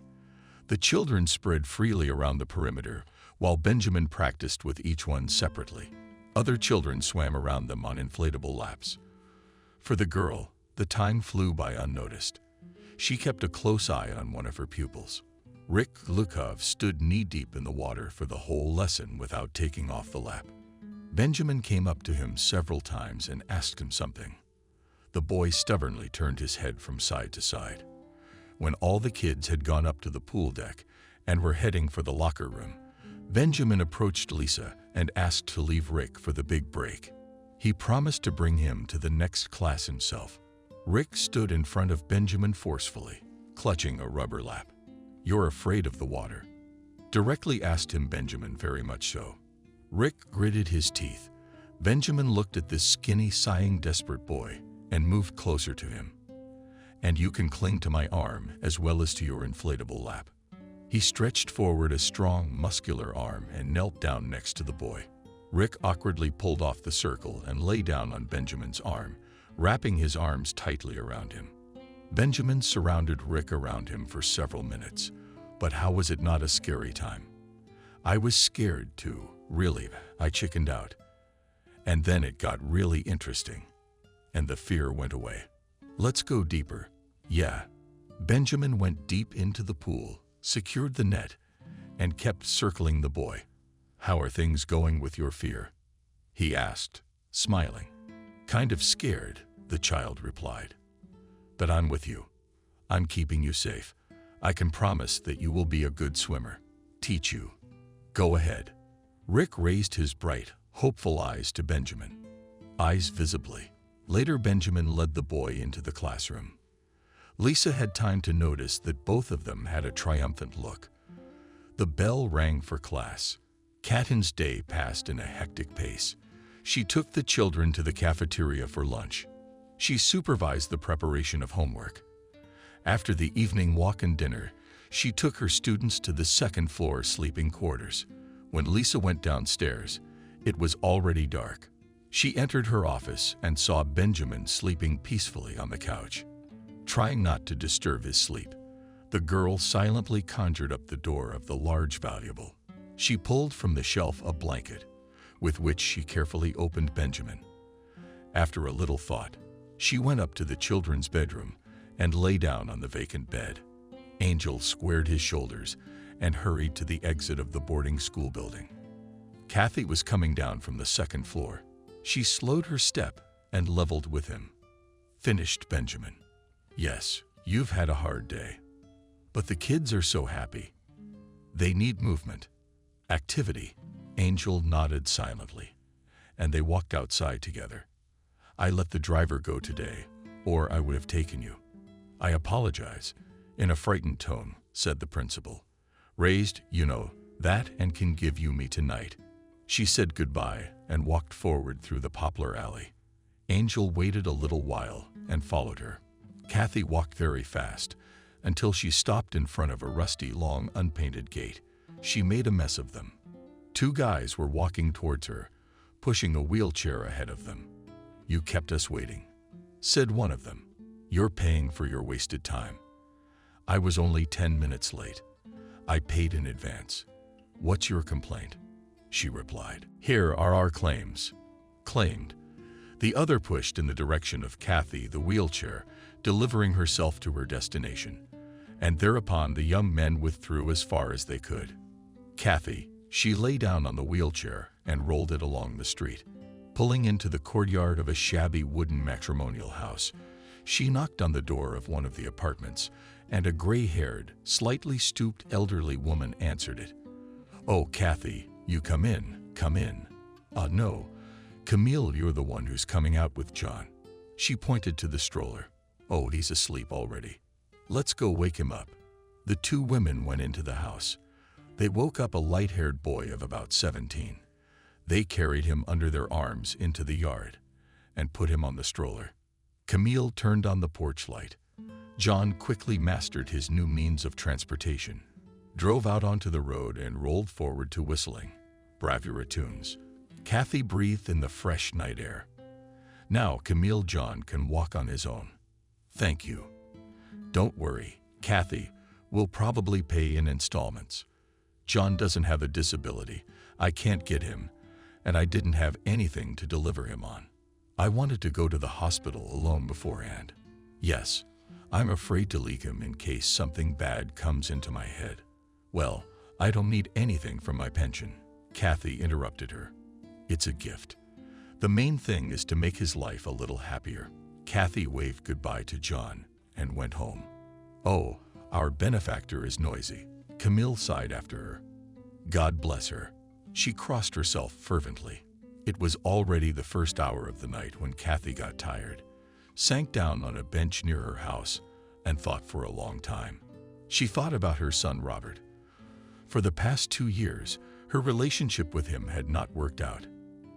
He tried to do everything against his parents, introduced dubious acquaintances, was rude, drank a lot of alcohol. Under the threat of leaving home, he demanded to buy him a motorcycle. Kathy has long been saving money to fulfill his demands, and thereby at least somehow to establish relations with his son. And this morning, without a drop of regret, she spent the money she had bought to buy a wheelchair for the young man who had been in a serious accident and lost the ability to walk. "What am I going to do with a low one?" she thought. "Mom, are you okay here?" She heard the voice of her son, sitting alone and in the dark. Dennis came out of the shadows and sat down next to her. Kathy remained silent. A mother's heart clenched in anticipation of the usual bards. "Man," Robert said softly, "I'm sorry for everything." "I'm sorry to you." Kathy flinched in surprise, and while she woke up on the bench, Robert stood up. Yeah, I'm sorry. I don't need no motorcycle. Just, I'm sorry, you'll forgive me. He walked over to his mother and put his arm around her shoulders. Kathy covered her face with her hands and burst into tears. Angel stood nearby and watched the embraced mother and son walk into the entryway. He knew what had caused such a sudden change in the young man. Today, one of Dennis's friend's father had died suddenly. And seeing the grief of his comrades, he realized a lot of things. In the morning, Lisa caught Benjamin walking from the pool shower. He cleverly rubbed his back with a large terry towel. And Lisa, and I had time for a swim. He gave her a friendly wink when she fell asleep on your couch last night. Where did you sleep last night, my dear? I'm in the bedroom with the girls. My shift's over. Why don't we go home together?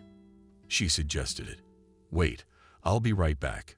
Benjamin went into the locker room and in a few minutes returned dressed in tracksuits, sneakers. He came close to Lisa and, a little embarrassed, said, "It's a day off today. I wanted to invite you to go out of town. It's about 30 minutes by train. I have a house. I inherited it from my parents." Benjamin stared at Lisa, listening to the rumble of the train wheels and looking out the window at the tender spring greenery. Lisa and Benjamin looked at each other occasionally and were silent. Each was thinking about something else. Lisa had been in love with Benjamin since high school. There was a time when the whole town was proud of his athletic accomplishments. Lisa collected all the newspaper magazine articles about his accomplishments. Every day she saw him at school, surrounded by ultra-fashionable high school students, and knew her love was hopeless. The likelihood of Benjamin paying attention to her was zero. And then he fell desperately in love with Kathy. Idolized her, never left her side. But still Lisa thanked Providence for the fact that at least furtively, but can see his smile, hear his laughter. Then he went to the army, and she knew nothing about him for more than 10 years. It was an incredible coincidence that years later Lisa got an apartment from the boarding school in the same building where her idol lived. So much time had passed, and she was not surprised that Benjamin did not recognize her. After all, he had never paid attention to the skinny 7th grader with adoring eyes that looked at him. Life had decreed that his idol had fallen, and he was unrecognizable. But in Lisa's soul there was no contempt or disgust for him. She strove to help Benjamin. Sometimes during long periods of drunkenness, she was the only one of his acquaintances who dared to enter his den. Bring food, take out the trash. If anyone called Benjamin an alcoholic, Lisa's heart clenched pitifully. She prayed for his soul, but he looked at her as if through a wall. And now he sat across from her, so close in the dazzling white, with red striped tracksuit it suited him so well. He looked at her with an affectionate gaze, and she felt that she liked him very much. His former indifference was replaced by admiration and care for her. To Lisa it was a real miracle, of which she was a little afraid. Benjamin, for his part, pondered when this pinching, thick as golden honey, love for Lisa had filled his soul. He had never once hugged her or kissed her lips, but he felt very happy in her presence. He could not understand what attracted him to this woman. Lisa sat across from him, wearing plain blue jeans and a simple flapper, then a paper blouse and a small flower. Her unruly curls were once again disheveled from the ponytail, gathered at the back of her head. She wrinkled her nose funny, eyes from the sleeping sunlight, and he felt that in the whole world he had no one more dear to him. More his heart for years dissolved in the beautiful pictures in his eyes. A small wooden house with sad heating stood on the outskirts of the village. Benjamin opened the wicket gate. "Come in and make yourself at home." Lisa with difficulty made her way into the yard, pushing back the nipples, the necks, the branches of fruit trees with her hands, and approached the dilapidated long well. Benjamin followed her. He drew water from the well, carried an aluminum mug from the house, filled it from a bucket, and held it out to Lisa. "How icy is it?" Lisa was surprised, taking a sip and handing the mug to Benjamin. He took the mug from her hands and suddenly laughed. What a fool I was to invite a woman I liked. It looked all around the slumbering corner. All this Benjamin is correctable. With a flexible female gaze and the proper male strength, Lisa took Benjamin's hand, and they entered the house. All day long they labored joyfully and happily. Benjamin cut down the trees, burned the dry limbs, removed last year's grass on the property, fixed the warped doors, and sunk the bathhouse. Lisa cleaned the house, washed the windows, hung curtains, knitted by Benjamin's mother's own hand, when she finished cutting the lettuce. But Benjamin came back from the bath, greedy, sleeping in a cool well of water. He looked around. What a beauty! It was like a fairy tale house. Only one thing is missing, Lisa said, pointing to a corner. Look, your mom had a shelf here for samples. Benjamin wondered. Lisa, there were images. My grandmother was a believer. My mother took me to church. I remember taking communion in church. How do you remember? I don't know. I was about 3 or 4 years old. You know, the local temple has preserved it and now holds services in it. Benjamin walked over to a heavy wooden chest and opened the lid. He pulled out a few old icons from his day. These are the ones I remember having. He held them out to Lisa. She took a dry, clean rag, carefully lost them, and put them on a corner shelf. Now that was all. Lisa crossed herself in front of the images and turned to Benjamin. I wish I could light a candle or a lamp. You look in the wonder chest. I'll go to the bath. When Lisa returned, she found the door slightly open and looked into the room. Benjamin was putting lighted lamps on a shelf. Lord, forgive me. He covered his face with his hands. How much time in my life have I wasted? He whispered. Lisa came in quietly and began setting the dishes on the table. Let's have dinner. Benjamin, come on. He sent for the table. They talked all night long. Lisa spoke frankly about how she had followed Benjamin's fate. He was silent about his past, sharing only that he had recently gotten rid of his ailment one fine morning, wanting to experience life in its fullness. I burned with a spatula in front of the images. She started matchmaking. They went out of the wicket. In front of them lay a wide green, still field. In the distance, the wind and swayed the tops of trees. A bright pink dawn was dawning. Lisa, Benjamin took his hand. You will marry me. Lisa shook her head negatively. I haven't told you everything. I can't have children at all. Never. That's why my husband left me. Large tears rolled down from the vivid pictures of their classroom. Benjamin changed a little. If you want to, go ahead and let Rick adopt. I like that boy. How about you? He asked. Benjamin. Lisa hugged him impulsively. Which one are you? Lisa happily snuggled into his chest.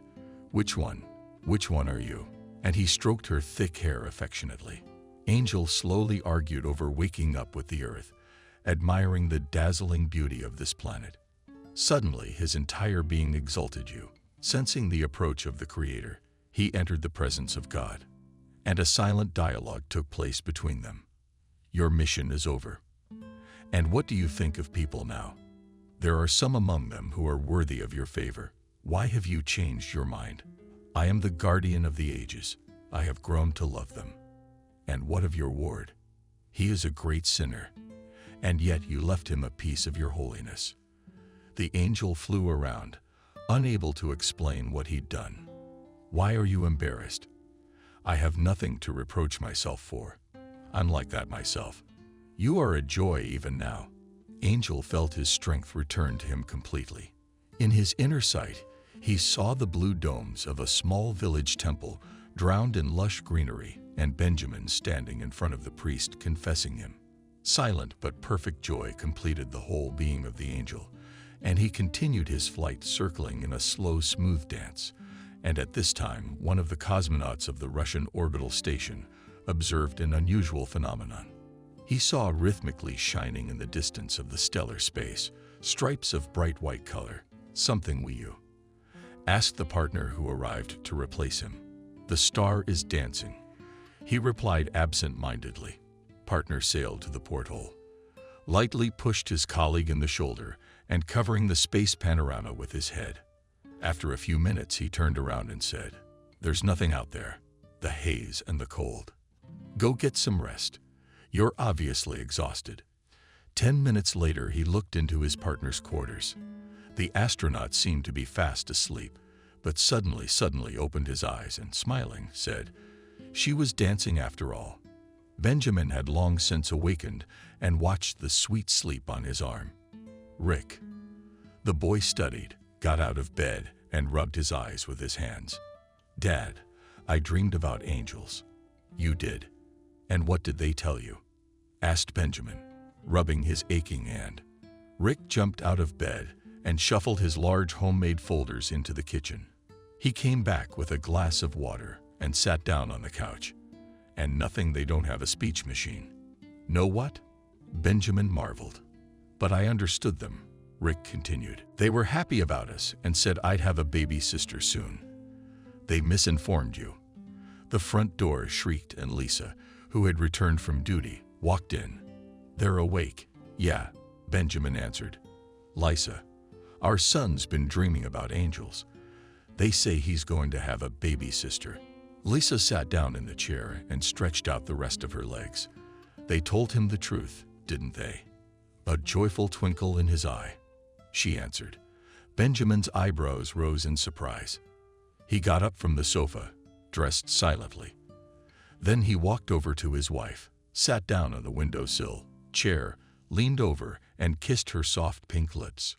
Rick also walked over to Lisa and asked thoughtfully, "Will you love me less when she is born?" "Silly, my foot child." Lisa pulled him close to her. "My love is enough for everything." She got up from the chair. "Let's go wash up and have breakfast, since you're up so early." Benjamin looked thoughtfully at Lisa and her son, then went into the bedroom, closed the door behind him, and raised his moist eyes to the iconostasis of the house. His throat constricted with a surge of emotion. He knelt down and whispered softly, "Thank you. Amazing story," said Benjamin Lawman, sneaking a tear from his eye. "This story is worthy of print." He grinned. "Are you a real talent?" "It's plausible enough." "Well, except for the presence of the angel. You have a very fertile imagination. But I think he was present in this story, and when we met, you know, more than 10 people walked past you. When you were lying there on the sidewalk, and I was the only one who approached you. Yeah, maybe you're right. It wasn't the sudden change of climate and low blood pressure that made me sick.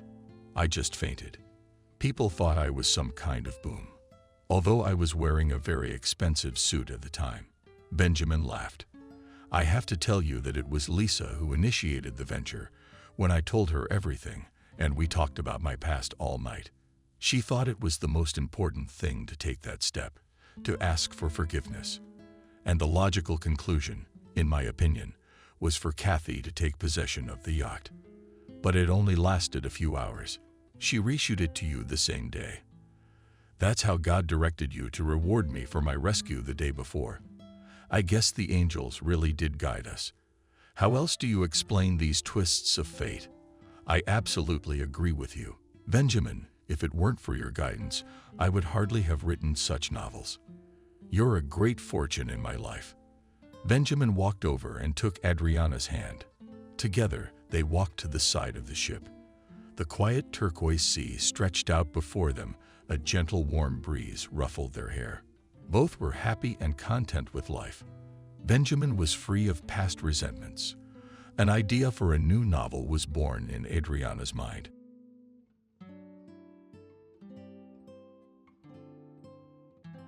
Subscribe and click the bell.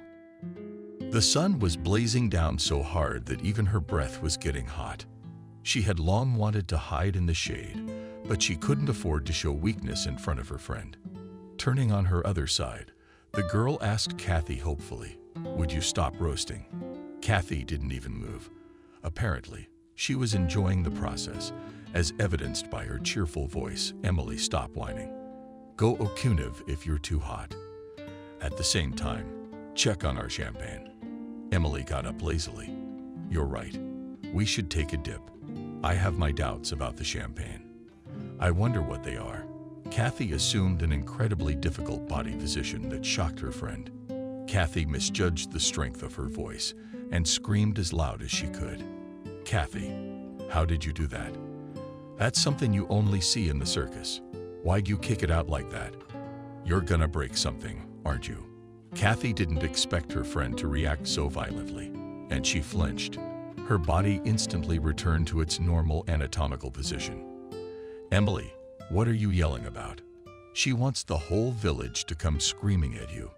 If you don't understand why I do this, I'll tell you why I do it. I do it to get an even tan. Do you know what they use in the city to identify hillbillies? Emily randomly said, I know which one I'm going against. Here's not guessing at a specific tan.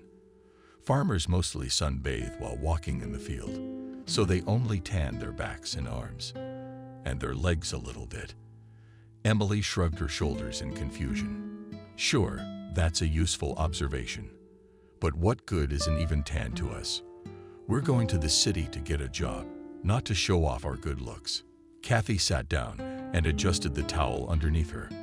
Don't you think we'll meet some guys in town and they'll invite us to the beach for a vacation? And when we take off our robes, we'll reveal a picture that will shock potential suitors.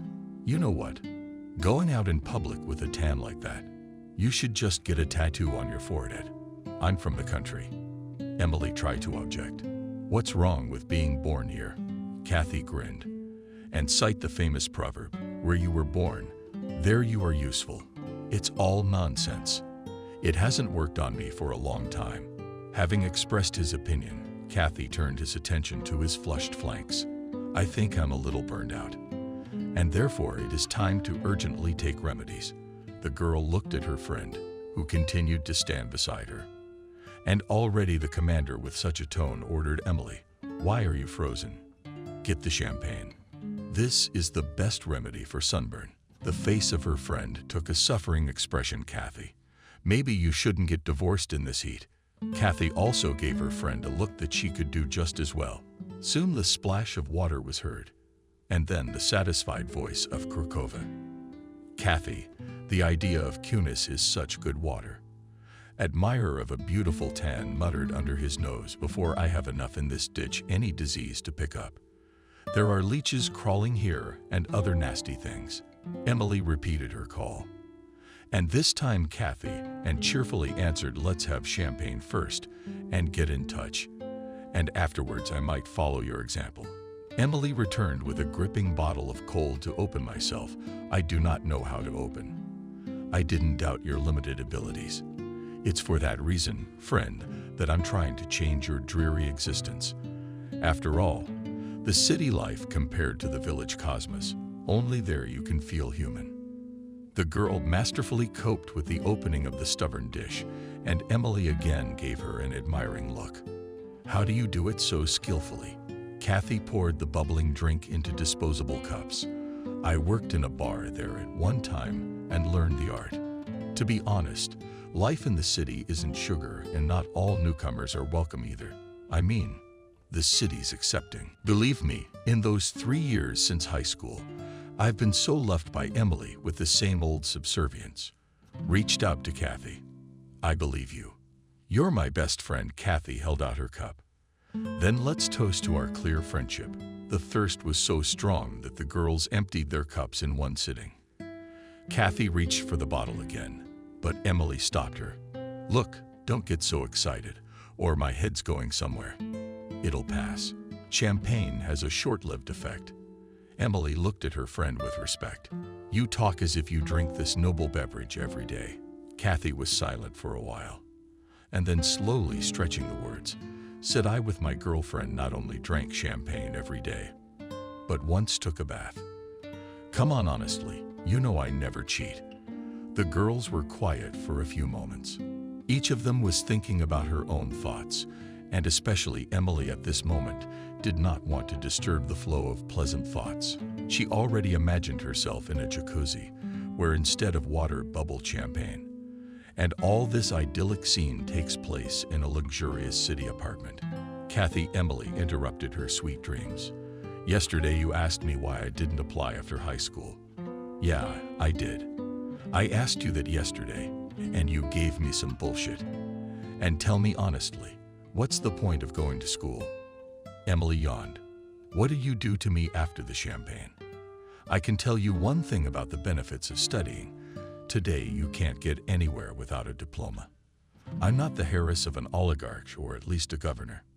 Your moms can't get enough of you either, trying to hold on to your youth. My dad's a hard drinker, but I still went to college and got at least some profession. By the way, Maria also studied to be a chef, and she has no one but her old grandmother. Kathy burst out laughing. Our incomparable fool has found someone to cite as an example.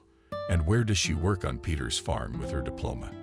During the sowing harvest, our farmer opens a canteen to feed the working people, and he recruits women for seasonal labor for joy. Temporary work for a trifle. And I heard from Anna that Peter's going to go bankrupt soon. You see, even businessmen make bad businessmen from the countryside. So there's nothing for you to do here, Emily. Unless you get a job painting roadside bollards and bus stops. There's no other fate for your painting diploma. Emily mumbled. Yeah, I guess you're right.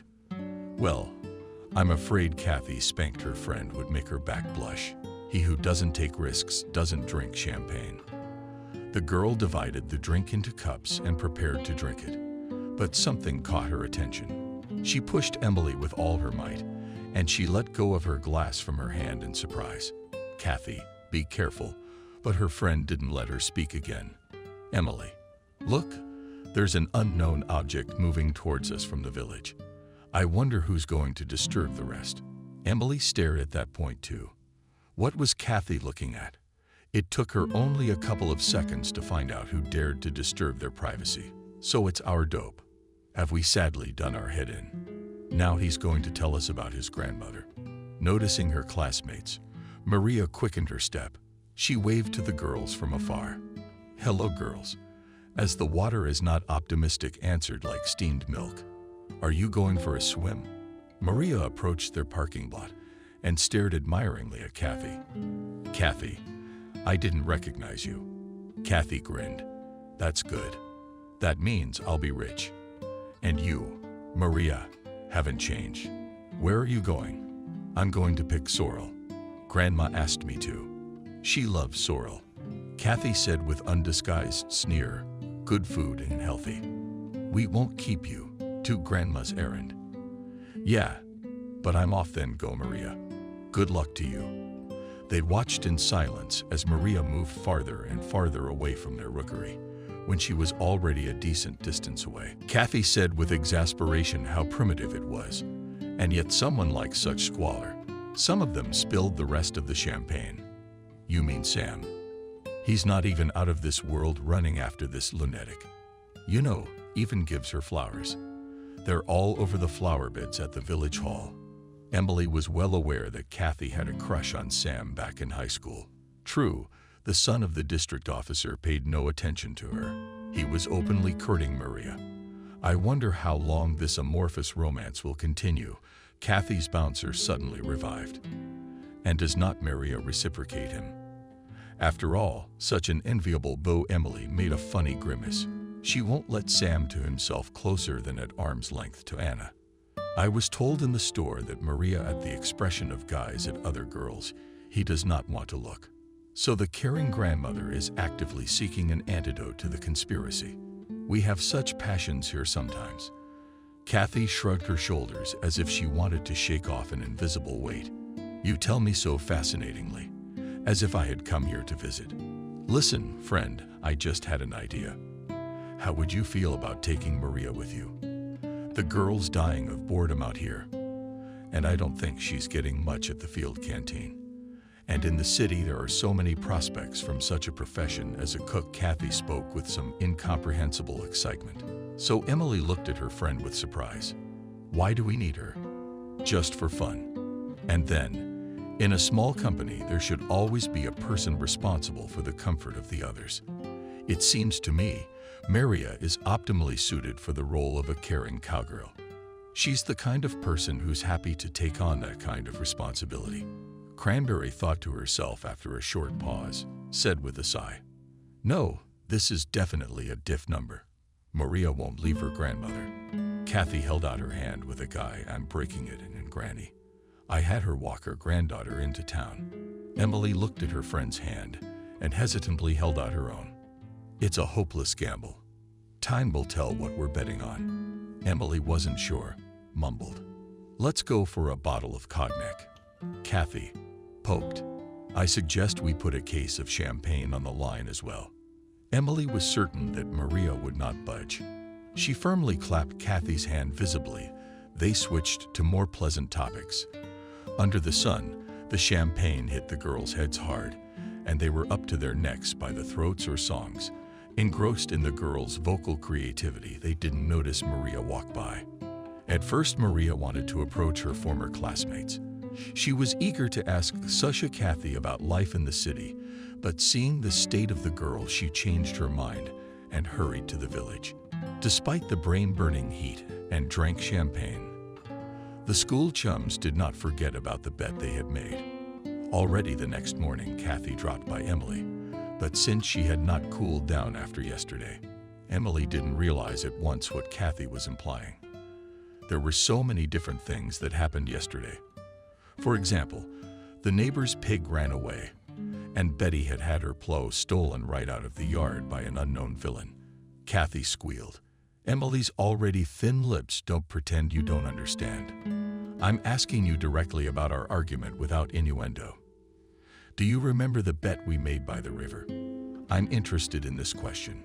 Do you still want to put on a great show, or are you going to back out? And what else? She never backed down, and I will also go to the end.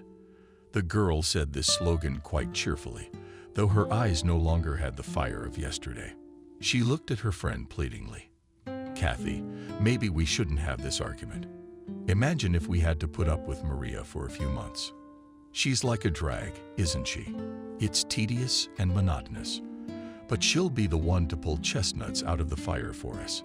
And that's worth putting up with her company for a little while. But if you don't want to continue this sociological experiment, we can cancel the bet. By mutual consent, but you do realize you'll be considered the loser. So that leaves you with a case of champagne.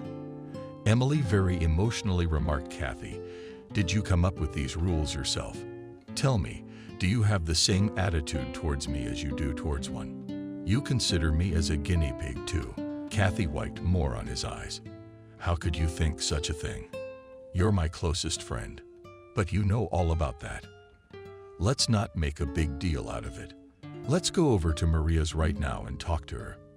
Okay, let's go. Kathy was the first to jump out.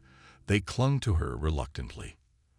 The village, a novelty, occupied an area equal to an urban settlement, but the whole inconvenience was that it stretched for several kilometers along the river. The terrain was in places, and therefore the trek from one end of the settlement to the other took a decent amount of time. The logistics were also affected by the water barrier. Therefore, villagers for a long time used all possible means of transportation, including boats and even homemade rafts, to simply go to the store or visit relatives.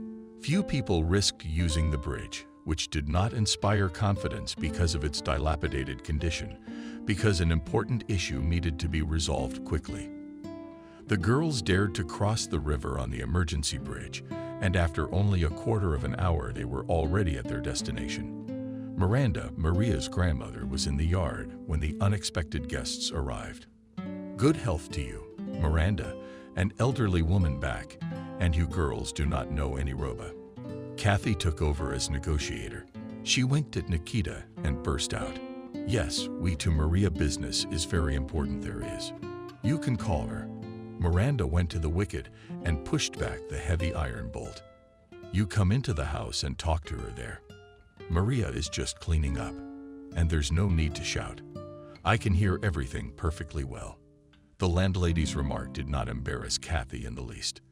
The girls thanked her for her warm welcome and followed her into the house. Maria was genuinely happy to see the guests. Oh, girls, be careful, because we're in a mess. I didn't know that my grandmother and I would have guests at such an early hour. You must be here on business. Although Maria was not beautiful, her cornflower-colored eyes were incredibly powerful. When she looked at her friends, they involuntarily moved under her gaze. Therefore, they immediately answered the question. This time it was Emily who entered the dialogue. Yes, Maria, we have a business to you for 1 million, or maybe even 2. We wanted to offer you to keep us company for the duration of the labor shift. Emily briefly recounted the gist of the matter. Of course, she made up a little for the colorful network. But even this subterfuge did not convince Maria. The girl plunged into reflection, and her classmates did not try to speed up the thought process because they were afraid to scare the game away. Of course, Maria had no idea what role was assigned to her by her former classmates, and she really wanted to try her luck in the city. Secretly, she herself had been making such plans for a long time. She could not take her household on her grandmother's shoulders. So after a long pause, Maria answered very calmly, "Girls, thank you for the invitation, but I cannot leave now. Maybe in winter it will be possible, when there will be less work at home." And now Emily. The guests did not expect to be rejected so soon and were ready to say goodbye. Miranda suddenly intervened. She was in the next room and therefore heard the whole conversation. The woman turned to her granddaughter Maria. "Do not hurry to refuse. Think carefully. I think you should take advantage of the offer of girlfriends. You see, in the village with work is very bad. Peter's business is going to go under today or tomorrow. What will we do then? We'll sit and grieve for the winter again. We'll eat potatoes all by ourselves." Maria's cheeks are flushed. "Yes, I'm aware of Peter. We're all talking about his company going bankrupt, but nothing's gonna change until the fall.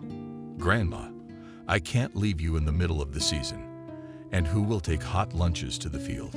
Miranda shook her hands, thinking that I was the only one. There's no one else in the village to feed the men. "At least I'll go. You've written me off as an old woman too early. I'm only 65. And nowadays, that's no age for a woman." Visitor rejoiced at the unexpected support, and in two voices began to convince Maria. "You with your specialty in the city can get a job at least in a cafe or even in a respectable restaurant, and you will always be fed. You will also earn money." Miranda said dreamily, "We should buy a new TV set, because the old one doesn't turn on very often." That was the most convincing argument. And Maria agreed. Kathy immediately called someone and said that she would bring 2 school friends with her. She proudly said to the invisible person she was talking to, "Alex, you said you needed a good cook, so I found a great specialist in borscht. And we cutlets. That girl has no bad habits and is single." Kathy disconnected the phone and happily announced, "Girls, 2 days to pack and we'll leave. Ignatievich promised to book us a good room in a hostel." Where? Kathy replied with a chuckle. "A hostel is something between a dormitory and a hotel. The conditions are even better than in some houses. It's new to us." 2 days flew by like 1 hour. Miranda tried to prepare herself morally for a long separation from her granddaughter, but she had no idea how hard it is to let go of the person she raised from diapers. No one saw off her friends, and the old woman kissed all 3 of them and wished them good luck. At their station, the train stood for only 2 minutes, so the conductor dazed the girls. "Come on, girls, jump into the carriage, or you'll be left behind." The girls, with laughter and jokes, dragged their suitcases and bags into the vestibule. Maria's eyes glistened with unsolicited tears. She sent air kisses to her grandmother, even as the train slowly pulled away. But the train was gaining speed with every second. The girl was already shouting at the top of her voice, "Grandmother, my beauty, I love you. I don't miss you more than anyone else in the world. I'll be there very soon." Miranda stood on the platform for a long time, gazing where the fast train had disappeared only a minute ago. 2 hot rivulets shot down her cheeks, but the woman did not notice the tears. She whispered softly, "Maria, my dear granddaughter, beating adversity." Buses to the village in the evening did not run, and Miranda decided to walk home. But no sooner had she left the station than she heard a familiar voice from behind. "Stop." The woman stopped, but did not turn around, because she recognized Anna's nasty voice. Anna was breathing noisily, but it did not prevent her from talking on the move. What a motherfucker. She turned on the fourth speed like a sportswoman, and I can't catch up with you. Miranda couldn't stand Anna, who was considered the village's chief storyteller. She's pretty cold. Ask her, and what need made you run after her like I didn't borrow money from you, and you don't owe me anything. She stopped her unfriendly tone, gesticulating vigorously with her hands. She asked her friend snidely. History repeats itself. What are you talking about? Anna danced on the spot. And your granddaughter Maria also went to the city for happiness. So did her mother. Look, Miranda, don't let her bring you a hem too. Anna appeared as if from inside her. The devil's power was spreading. Why did you let the girl go with the goddess's daughter? Don't you know what heroics Kathy was famous for in town? The women said she worked at the club and was a man's girl. I'm so sorry. Miranda's grandmother spat and wanted to say something else, but Miranda rudely cut her off. You saw her dancing on Anna and shook her head negatively. Miranda kept stepping on it if she didn't see it. Then why are you wasting your breath? Grandma Anna moved on, but Miranda kept up. Am I not telling the truth? Did your Anna, for example, give birth to a girl by her lawful husband? No, she took a baby out on the town. They say that bad things are inherited. Your granddaughter could do the same. Miranda sharply turned around, and from here the crow old Chevaksar. Of course, the child. It's better to follow your grandson. Look, he is more likely to you. She makes illegitimate granddaughter because she gets mixed up with anyone. Miranda shook her hands up in hysterics. It's all hearsay. Our Sam is smart and decent. He graduated from an institute, not like your granddaughter. You're the one who's jealous that he doesn't pay attention to your Maria. That was out of line. And Miranda has also changed to a more understandable Miranda and language for grandma. Yes, your Sam was pissing all the corners near our house out of grief because my granddaughter pays no attention to him. October Pavlovna didn't expect such a turn. She wanted to say something scathing, but from nervous shock, she lost her breath. With her open mouth, she began to greedily gulp air, and Miranda feared for her life. Maria, what's gotten into her heart?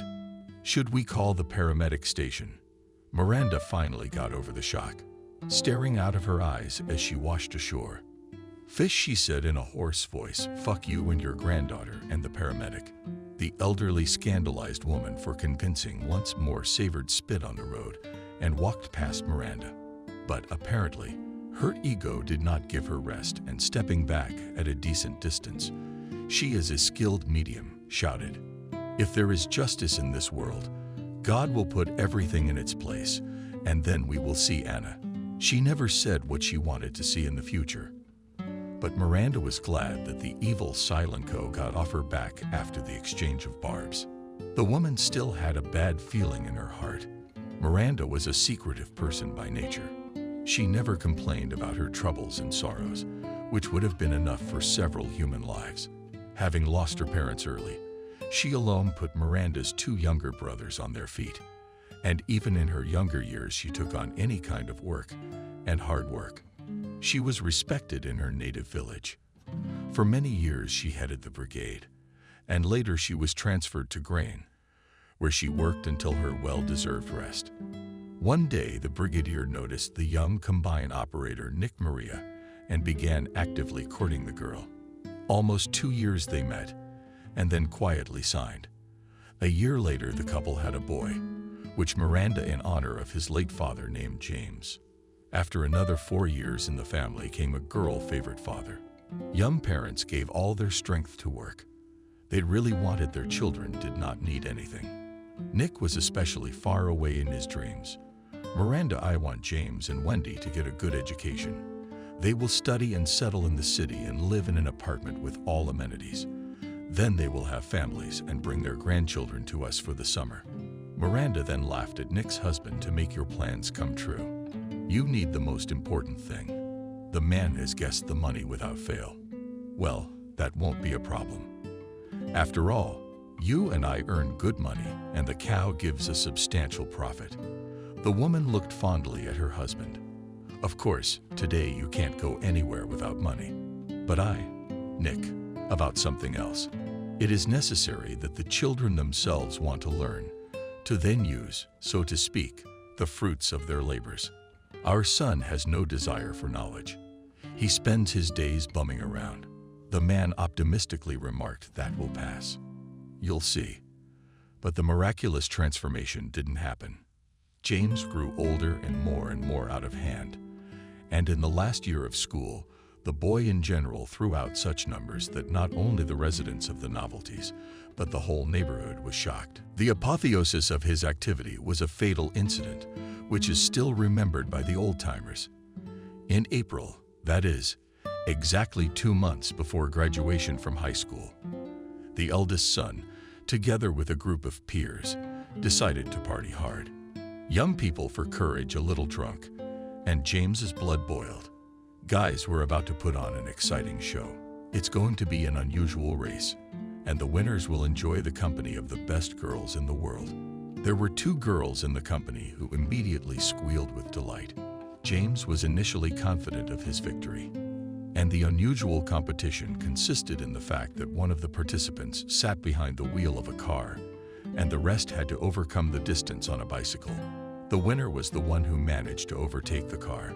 There was no problem with the bicycles, but the car was more difficult, and James was desperate for a rash move. He borrowed his father's car without asking. Parents were at work, and his father never hid the keys. Therefore, the guy calmly opened the garage.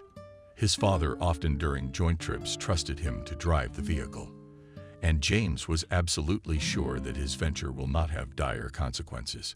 His younger sister saw through the window and tried to stop him. "James, I'm going to tell Daddy." The girl's appearance was not in James' plans, and he shouted at his daughter, "Tell him what?" "That you took the car without asking." James took a swing at his sister, but she backed away from him and resentment receded. But in her eyes she wanted to get back at her brother for being rude. So James changed his tone. "Rubberman promised didn't take to the road. Take a little ride on the old tractor, and I'll be back." Lone looked at her brother doubtfully. "How long will it take you to get back?" "About 2 hours. Maybe sooner. You just don't say anything to Mom and Dad, and I'll give you the eternal use of my chips for your silence." James had long noticed his little sister looking at his collection. Her brother's promise made a strong impression, and she shut her mouth. The father was the first to come home from work and immediately found the car missing. He immediately realized that it was his son who had stolen the car and promised to tear off his ears. But the head of the family could not fulfill this promise because the son did not show up even at night. The couple went round the entire village, but did not get any sensible information. Some saw Nick's car, but where was it going? They couldn't say for sure. The parents spent the night without sleep, and it was only in the morning that the lonely girl told under pressure that the elder brother was going to race on the old road yesterday. She saw her mother and father freaking out, but kept quiet because, and really wanted to get her hands on the collection. Miranda and Nick rushed in the direction indicated, but on the way they met the district officer, who took his eyes away, and then reported walking in the woods, found him in the morning. The doctors said there was little hope. He had lost a lot of blood. He was taken to the district hospital. The light faded in the eyes of the unfortunate mother, and she collapsed senseless on the ground. The doctors were powerless, and the 17-year-old boy died without regaining consciousness. The investigation lasted several months. All participants of the accident in one voice claimed that James himself was to blame for the incident. The guy was inexperienced, and during the chase he snapped on a turn in the quarry. The fall from a great height turned the car into a pile of iron. Having received serious injuries, the driver could not get out of the death trap for a long time. Participants of the dangerous contest instantly scattered, leaving the victim to his fate. The guy lay in the quarry until morning, where he was found by mushroomers. After the death of the eldest son in the Maria family came black days. Nick blamed himself for everything. "If I had hidden the car keys, nothing would have happened." Miranda didn't try to change his mind and remained silent. But it was her silence that said that she, too, blamed her husband for the misfortune.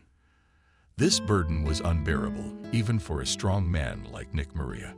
He began to drink heavily, and one day he appeared on the floor in an unconscious state and immediately passed out. Miranda didn't realize it until the next day. Toward lunchtime, she asked her daughter, "Miranda, go and see how Daddy is doing." The girl ran to her father's room, and from there she screamed, "Mommy, I'm afraid there's something wrong with Daddy. He's all cold." The man was only a few months shy of his 40th birthday. In the news, everybody felt sorry for Miranda. 2 deaths in 1 year. You wouldn't wish that on an enemy. But Miranda could not afford even a moment of weakness because she had to take care of her daughter. And she gave all her love and care to the lonely girl. But the daughter took her mother's sacrifice as the norm, and every day her demands to her parents increased. The girl believed that the mother should fulfill her every whim, but she herself at the same time forgot, even to say a simple, "Thank you." The women at work sympathized with the foreman. One of the oldest workers once told her, "Miranda, you shouldn't spoil your greengrocer so much. Children should be kept strict. You put a crown on your girl's head." The foreman didn't like the experienced woman's remark, and she defiantly said, "You keep your grandchildren in the hedgehogs, and remember, I do not need anyone's advice." No one else on the grain, and did not try to open her eyes to the real state of affairs. And the reality was that it wasn't long before everyone was pointing fingers at Miranda's daughter in the novelty section. Singleton graduated from high school with only 2 B's in her certificate. She easily entered the university, but after 6 months she was expelled for truancy. Rumors spread around the village that Xinyu walks with grown men. And one day she herself showed up in a white car with a beau who was fit to be her grandfather. She introduced her mother to her companion as Mammy. "Mammy, meet my boyfriend." Not shying away from her guest, she pounced on her daughter. "Miranda, your beau Emily isn't exactly a beau. He's got sand coming out of one place. What do you need that old stump for?" The girl accused her mother of being an idiot, and together with her daddy immediately rolled back to the snow-white foreign car. But only a few months passed, and she reappeared in the village, but already with a young man. So her mother wouldn't think anything of it. She warned her mother right away, "Mom, this is my producer." The unfamiliar word stumped the woman, but she explained that she was taking vocal and dance lessons in the city and was going to perform abroad, or rather, in Turkish resorts. "Mom, you just don't worry. We have a whole group of girls, and we're not doing anything bad. We're just helping a celebrity perform." Wendy said the name of the artist, but Miranda had never heard of the singer. She tried to find out the details of her daughter's incomprehensible creative activity, but she, referring to the wild business, that same evening left alone. The man did not utter a single word during the whole time, but observing this visit from the side of the village women with certainty said, "Not of ours. This guy must be a Caucasian. Only there they live such a black guy." And Wendy didn't show up for a year. She'd call her mother once in a while, and in a happy voice she'd tell her Mammy, "I'm doing great. Don't worry. I'll be there soon." And her daughter kept her promise. Only the mother was not very happy about her arrival, and it was the ubiquitous Anna who informed her. She rolled into the house without knocking, along with clubs of ice-cold air. Then Mom, your greenery arrived. The woman rushed to the door, but Miranda as if, by the way, and said, "Do not rejoice before time. It seems your little girl has arrived with a gift," she said, breaking the news. The chief gossip did not hurry to leave Maria's house, but Anna was burning with impatience. She wanted to see the meeting of mother and daughter herself, so that she could tell the gossips everything in great detail. He had a short half-coat of blood which only further emphasized his fading belly. "Mom, here I am." By the confused look in her daughter's eyes, the woman understood everything without further words. "Come in, daughter." Why froze on the threshold? "You're home, and you have nothing to fear here." Anna expected anything, but not such a restrained welcome. After waiting a few more minutes, she got nothing and went home. 3 weeks later, Wendy gave birth to a baby girl.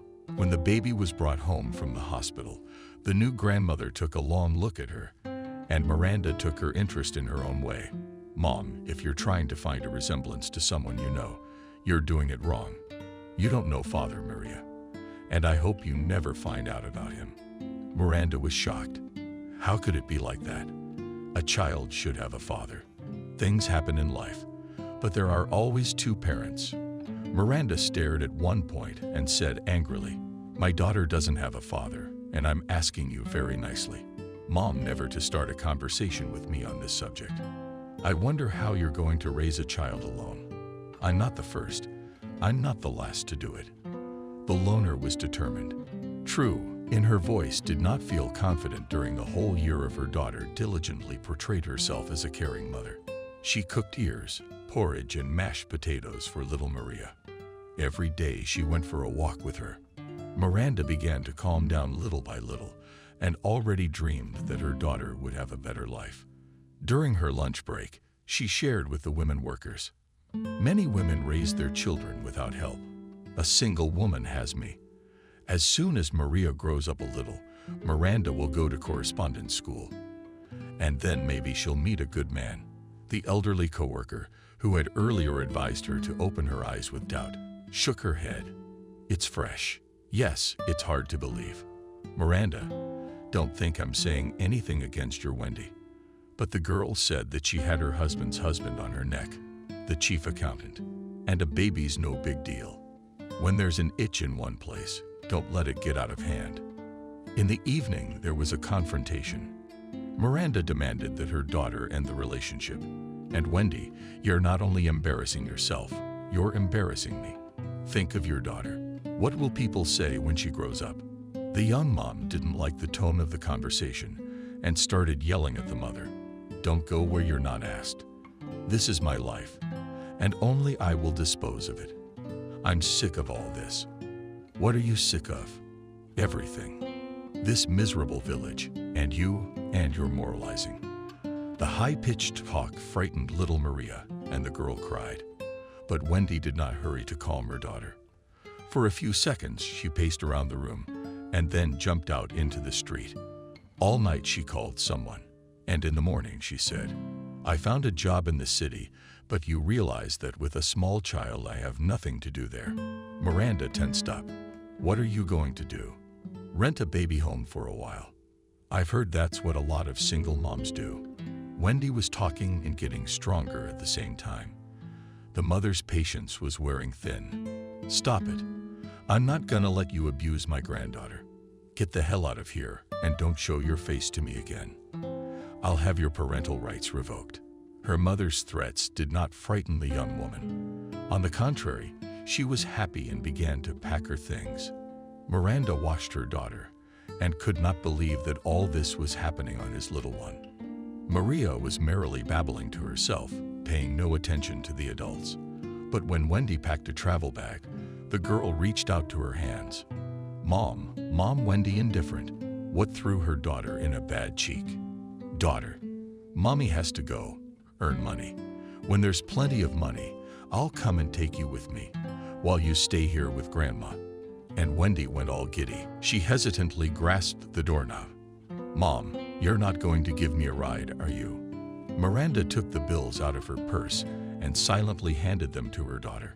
She wanted very much to stop Wendy at that moment, to ask her to come to her senses. But resentment toward her daughter prevented her from taking that step. For almost 2 years, there was no news from Wendy. Maria grew up, pleasing her grandmother with her little successes. But one winter, just before Christmas, they had a guest, in which the woman did not immediately recognize the producer Leo. The man came into the house and sat down on a chair without invitation. With a barely perceptible accent, he said, "Miranda, unfortunately, I have come to you with bad news. Wendy is gone. She's dead." The woman joined the wall to keep from falling. "How dead? I've never even had her with a cold. You must have conspired and decided to play a joke on me." Leo said just as flatly, "You don't joke about things like that. Wendy had the flu, but she didn't want to be treated, and the illness gave her complications. I don't know much about medicine, But what a severe form of pneumonia it is. Where do you want to bury your daughter? Leo helped Miranda with the funeral and left her a decent amount of money. Saying goodbye, he said, if you have any difficulties, give me a call. I have to tell you that I loved Wendy, but I couldn't leave my family. We have very strict laws. It was only when the taciturn man left that Miranda realized she had never asked him about her daughter's occupation. She never showed up again, and she didn't try to find him. Miranda decided to devote the rest of her life entirely to her granddaughter. She protected the girl from bad rumors and harmful influences as best she could. Her grandmother told Maria different stories about her dead mother, and the girl believed that her mother was an artist and toured the country. Maria sat in the waiting room and stared blankly at the people who ran past her with suitcases and bags. She, too, had to urgently determine what to do next. But Emily could not solve this difficult task. The obsessive thought that was beating painfully at her temple prevented her from concentrating. You know exactly what Kathy represents, and you trusted her anyway, now reaping the rewards of her foolishness. The new unfamiliar life that had begun so fabulously that summer evening when her school friends had invited her to go out on the town with them was suddenly cut short. All the way the girls discussed how they would work. Maria was full of hope and made the most fantastic plans and hopes for the future. The very Alex whom Kathy had called at the time welcomed her with open arms. We need a cook. I hope you know how to bake pancakes. Maria nodded happily and wanted to tell him about her cooking skills, but the man hastily stopped her. I would love to hear about your accomplishments, but I have such a job that every second is precious. You'll tell me everything on the spot. This place is private and reputable, so you're gonna go for your medical exam, and then we'll get you properly registered. Maria had never been to a big city before and was confused. But I don't know anything here. I would like to be together with the girls. Alex frowned his eyebrows unhappily. Your girlfriends will go to work elsewhere, but you will live in the same room. I've already arranged everything. Seeing that Maria still hasn't moved, the manager said doomedly, well, what is it? Do I have to lead everyone by the hand? Okay, now we'll think of something. Wait, a little in the corridor was not less than an hour, and Alex again invited Maria into the office, where opposite him sat a girl and wrote something quickly. Maria, hear you about the counselors together past the commission, and then come here. Only in the evening, tired and hungry, Maria got to the hostel. Emily and Kathy had already settled in the room and greeted her with enthusiastic shouts. We've already lost you. We're starving. Maria muttered unhappily. Then you should have cooked your own food. Kathy lazily got up from the bed. Oh, why should we waste our energy when we have our own personal cook? Maria, let's make a deal. Emily and I keep order, and you cook meals for 3. Deal. Maria didn't suspect anything wrong and agreed to this arrangement. She only asked about groceries. How much we'll buy with? We'll fold. Emily answered that question. Of course, as soon as they give us an advance payment, they immediately discount 100. And you buy your own groceries. A day went by, then a week. But the girls still hadn't contributed their share to the common purse. Emily, almost crying, said one night, Maria, you have no idea where Kathy and I are. We're fined every step of the way. You can't even go to the bathroom. Maria, you buy everything and we'll reimburse you later. Maria got up at dawn and prepared breakfast and lunch. After the labor shift, she could not feel her legs, but in general, her hungry friends were waiting for her. If in the first 2 weeks, they almost every day remembered about the debt, then at the end of the month, they forgot about the fact that they lived at someone else's expense. Maria could not wait for the end of the shift and thought that she would never contact her former classmates again. But the last day of the month came, and the commandant knocked on the room. Girls, today is the last day. Let's pay your rent real quick. Kathy started crying again. Oh, we didn't get our paychecks today. Tomorrow, the commandant. I've been keeping up. That's your problem. If you don't pay today, I won't let you in tomorrow. You have an entrance.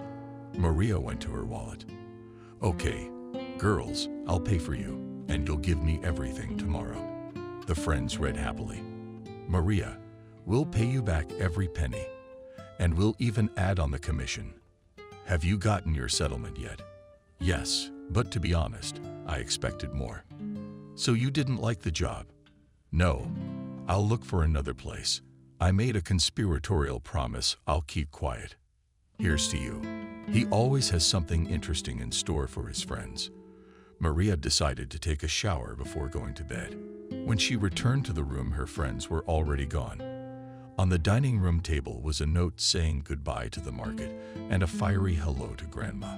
Swayed under Maria's feet, she felt uneasy and decided to check her purse, but there was not even a trifle there. The girl shouted in despair, bastards, all raked out. What am I going to do now? She still had hope that Alex would agree to extend the contract with her.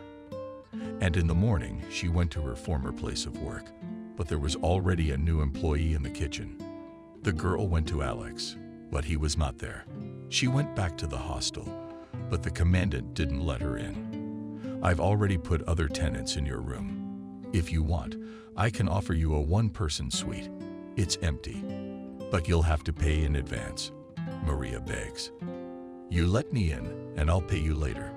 I just don't have any money right now. Where'd you put it, sweetheart? You just got your paycheck yesterday.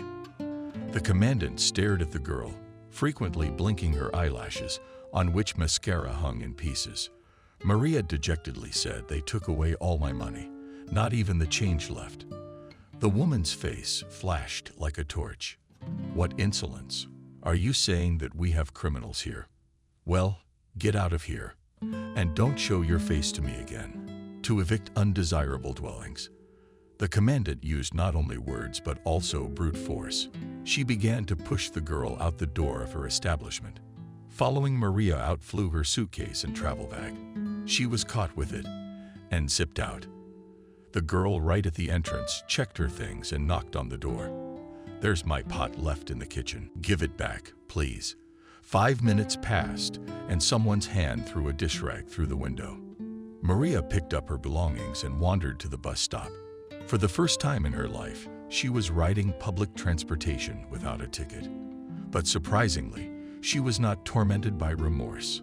The girl's brain was working in emergency mode, trying to find a way out of the situation. In such a state, she almost fell under the wheels of a huge car at the station. Saved from injury was the fact that the car was moving at minimum speed and only slightly its side was sinking. Finding herself on the hood of the Jeep, Maria screamed with fright, "Oh, Mommy." The driver who jumped out of the car jumped on her. "Where are you going? You're stupid. You're still carrying your suitcases. You've dented my whole car." The indignant driver could not stop and said everything that the culprit of the accident thought. Probably he would have talked for a long time. But the flow of swear words was interrupted by a respectable-looking man who also got out of the car. He calmly, but rather strictly ordered the driver, "Ethan, don't shout. It is not worth attracting unnecessary attention." The driver, excusing himself, pointed to the dent on the hood.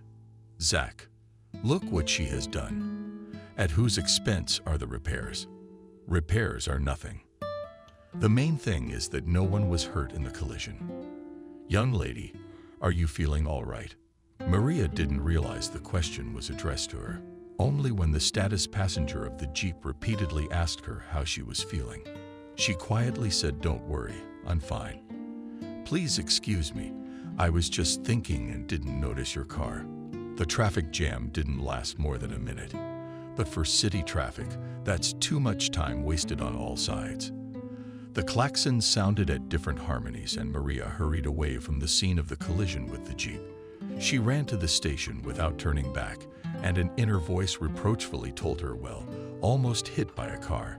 You should be more careful. This is not a village with only one road." As the girl still hadn't decided what to do next, she made her way to the waiting room. After sitting for 2 hours in a fruitless search for a solution, she wanted to call her grandmother to send her some money for the trip, but the cell phone gave no sign of life. The girl muttered annoyingly, "Damn, I forgot to charge it yesterday." By the evening, the human flow increased and many future ex-passengers went straight to the buffet. Very quickly, a decent coup formed there. Maria was suddenly struck with an idea that seemed worthwhile to her at once. She picked up her luggage and headed towards the buffet. The crew was bubbling with indignation, as everyone thought that Maria was trying to break the strict order and "Comrade is not where you go." "What are you, special? Get in line." The barmaid also shouted at her. "Girl, have a conscience. You shouldn't be so eager. I'm not going to serve you without waiting in line." Despite the threatening shouts, Maria still came to the counter and looking straight in the eyes. The barmaid said, "Auntie, I don't need your pies." The barmaid was puzzled. "Then why did you push your way in? Let me help you. I'm a general cook and I know how to do everything." The caterer got suspicious. "And why did you suddenly decide to help me?" "I need money for the road. They took my money." She did not have time to tell about her trouble because the barmaid agreed with the siren. "Stephen, come to the buffet immediately." A policeman came out of the ground. "What's the problem?" The aunt nodded toward Maria, who was still smiling naively. "Look at this young swindler who got money from me." Maria could not believe her ears. She swiveled her head, expecting support, but the whole line was on the side. The barmaid. Somebody even shouted, "Get that sheep out of here. People want something to eat, and she's making the circus out of it." The policeman took the girl under his arm and politely offered to come with me. "Why? I didn't do anything wrong. I just offered my help. Come on, we'll sort it out." The girl tried to free herself from the clutches of the policeman, but all her attempts were in vain. The polite tone of the station orderlies changed to rudeness. Stephen even shouted at her, "You can get 15 days for resisting. It is better to behave quietly and do not kick." Unkind premonitions, nauseous, and a wave rolled to the girl's throat. And at that moment, the very man from the car Maria fell on appeared. "What's going on here?" Stephen immediately recognized this man and began to explain to him with subservience. "Zach, this is the girl. You were money to me, so I was obliged to stop this activity." The man grimaced. "Tell someone else about your vigilance and responsibility. I know who does this kind of activity around here." While the senior lieutenant was thinking what to answer, status to the young citizen Zach, and in a commanding voice ordered him to let the girl go. Maria felt the policeman's hand clench. Zach lifted the girl's suitcase. "This is your luggage." Maria nodded affirmatively, and her savior confidently followed to the exit. The girl did not immediately notice that he was followed by the driver who had recently called her all sorts of names. She had no choice but to follow the men. Thanks to her grandmother's and Maria's upbringing, she had learned in her early childhood that one should not get into a car with strangers. One should be especially cautious with men. Zach inspired confidence, so for the first time in her life, she disregarded these rules. However, getting into the car, the girl asked where we were going just in case. The man half-turned to her. "And that's for you and me to decide.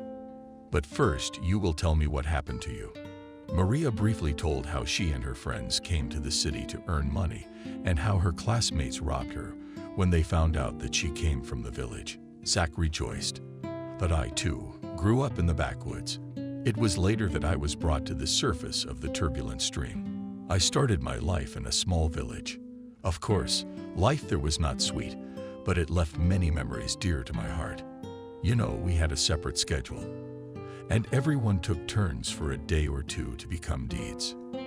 The man smiled and continued. "I remember how during one such duty I was examined by a sleeper, and while I was dozing on the grass, there was a cow missing. She had a bright name, Carmen, as they say now. The owner called her that for fun, because the cow had a temper. Suddenly, Ethan, the driver, spoke up. 'I hope you found it.' Zach advised the driver. 'You watch the road. I didn't find the cow, and my father beat me with a belt, so I couldn't sit down for 2 weeks. But Carmen showed up at night, so the punishment was unfair.' The master showed him his fist. There was silence in the jeep for a few minutes. Maria guessed that Zach was thinking about how to help her. She hesitantly said, "I'll take any job. I can even clean. We'll decide that tomorrow. In the meantime, sleep at my house." This decision sounded like an order, and the girl obediently followed the man to the house, which was located in a village not far from the city.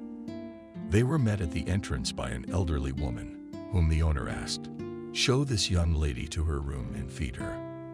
The woman silently led Maria to the second floor. "Here is your room. I'll bring dinner a little later." Maria, in a day tired from worries, so much that at once fell unconscious and asleep, and she dreamed something, but she remembered nothing of the night's adventures. In the morning, she was awakened. A woman brought her breakfast on a tray and told her Zach would be waiting for you in 15 minutes in the lobby on the first floor. Maria felt like a movie heroine caught in a fairy tale, and she wanted very much to enjoy the comforts of a rich house, but time did not allow her to relax. Swallowed 2 fresh pieces of toast and a cup of coffee, she hurried downstairs. Zach was already waiting for her. "Good morning, dear young lady. I've been doing some research at my leisure, and I can tell you that there's been some progress in your complicated case." As the man spoke in the old-fashioned manner, the girl could hardly understand the meaning of what he said. She tensed and waited for her benefactor to say the main thing. And that moment came. Zach's rejection lingered and continued his speech. "Perhaps you, Maria, will not like my proposal, but at the moment there is only this option. My sister-in-law the other day calculated her cook and now in search of a new worker." The girl was delighted, exclaimed, "I agree." Zach made a warning gesture. "Are you in a hurry? You didn't let me get my point across. This is a very important and perhaps key point. The fact is that my daughter-in-law's temper is, to put it mildly, not tolerable. The servants in their house don't last more than 2 or 3 months. Maria again optimistically stated, "I can take it. I'm very patient. If so, then let's go meet your new employers." Zach dialed a number and clearly said, "David, be home. Bringing you a new cook. No, it's better to send somewhere for a while. She scares the girl." A very young girl of about 20. The girl felt a little uncomfortable that she was being discussed in her presence, but she pretended not to notice this tactlessness. They drove the Jeep again. Only now Zach himself was behind the wheel. On the way, he talked a little about his son. "David, my son is a professional athlete. He is a track and field athlete. He even took part in the Olympics, but won only silver. He really wanted to win gold, but a serious injury prevented him. So he had to say goodbye to big sports. He was going to go into coaching, but he didn't find himself in that field. He decided to follow in my footsteps, and I want to say that my son turned out to be a good businessman. But he didn't have much luck in his personal life." The man was silent, realizing that he had said too much. Maria realized that it was not in her position to ask questions, so she remained silent. The journey took a little more than an hour, and Maria was completely immersed in her unhappy thoughts. She shuddered when Zach announced, "But here we are." The house of the businessman's son was so grand that Zach's own cottage looked very modest and pale in comparison. The owner of this estate also made a strong impression on the girl. He looked to be no more than 30 years old. His trim figure spoke of an athletic past. David first greeted his father warmly, and then turned to the girl. "Don't be afraid, they don't bite here. Do you think that love lives in this bakehouse?" It was said with pomp, and Maria especially remembered the last words and liked the expression about the house where love lives. It was then that she realized that she too wanted to live in such a house and give her love to a man who reciprocated it. But then that phrase took on a very different meaning. While I was talking to my father, Maria was looking at the young businessman's home with interest. In the middle of the tour, David's wife appeared. She politely said hello to the light, and then asked, "Well, where is it? A country wonder who can cook." Zach called out to the girl, "Maria, come here." Vanessa made it clear that she was the one who decided everything. Maria timidly looked at this young, well-groomed woman and froze, waiting for the decision of her fate. The hostess began to look at her as if she was not a living person, but a museum piece. But apparently, she was completely satisfied with the results of the examination because she asked more gently, "How do you like our house?" Maria stammered and answered that it was great. Vanessa liked the answer and invited her into the kitchen. "Then come with me, and I will show you your workplace. I hope you like it too. Aren't you men bored yet?"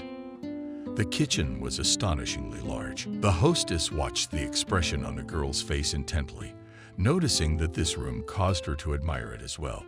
She remarked rather peacefully, "And I'm not used to prying into people's souls, so I won't bombard you with questions.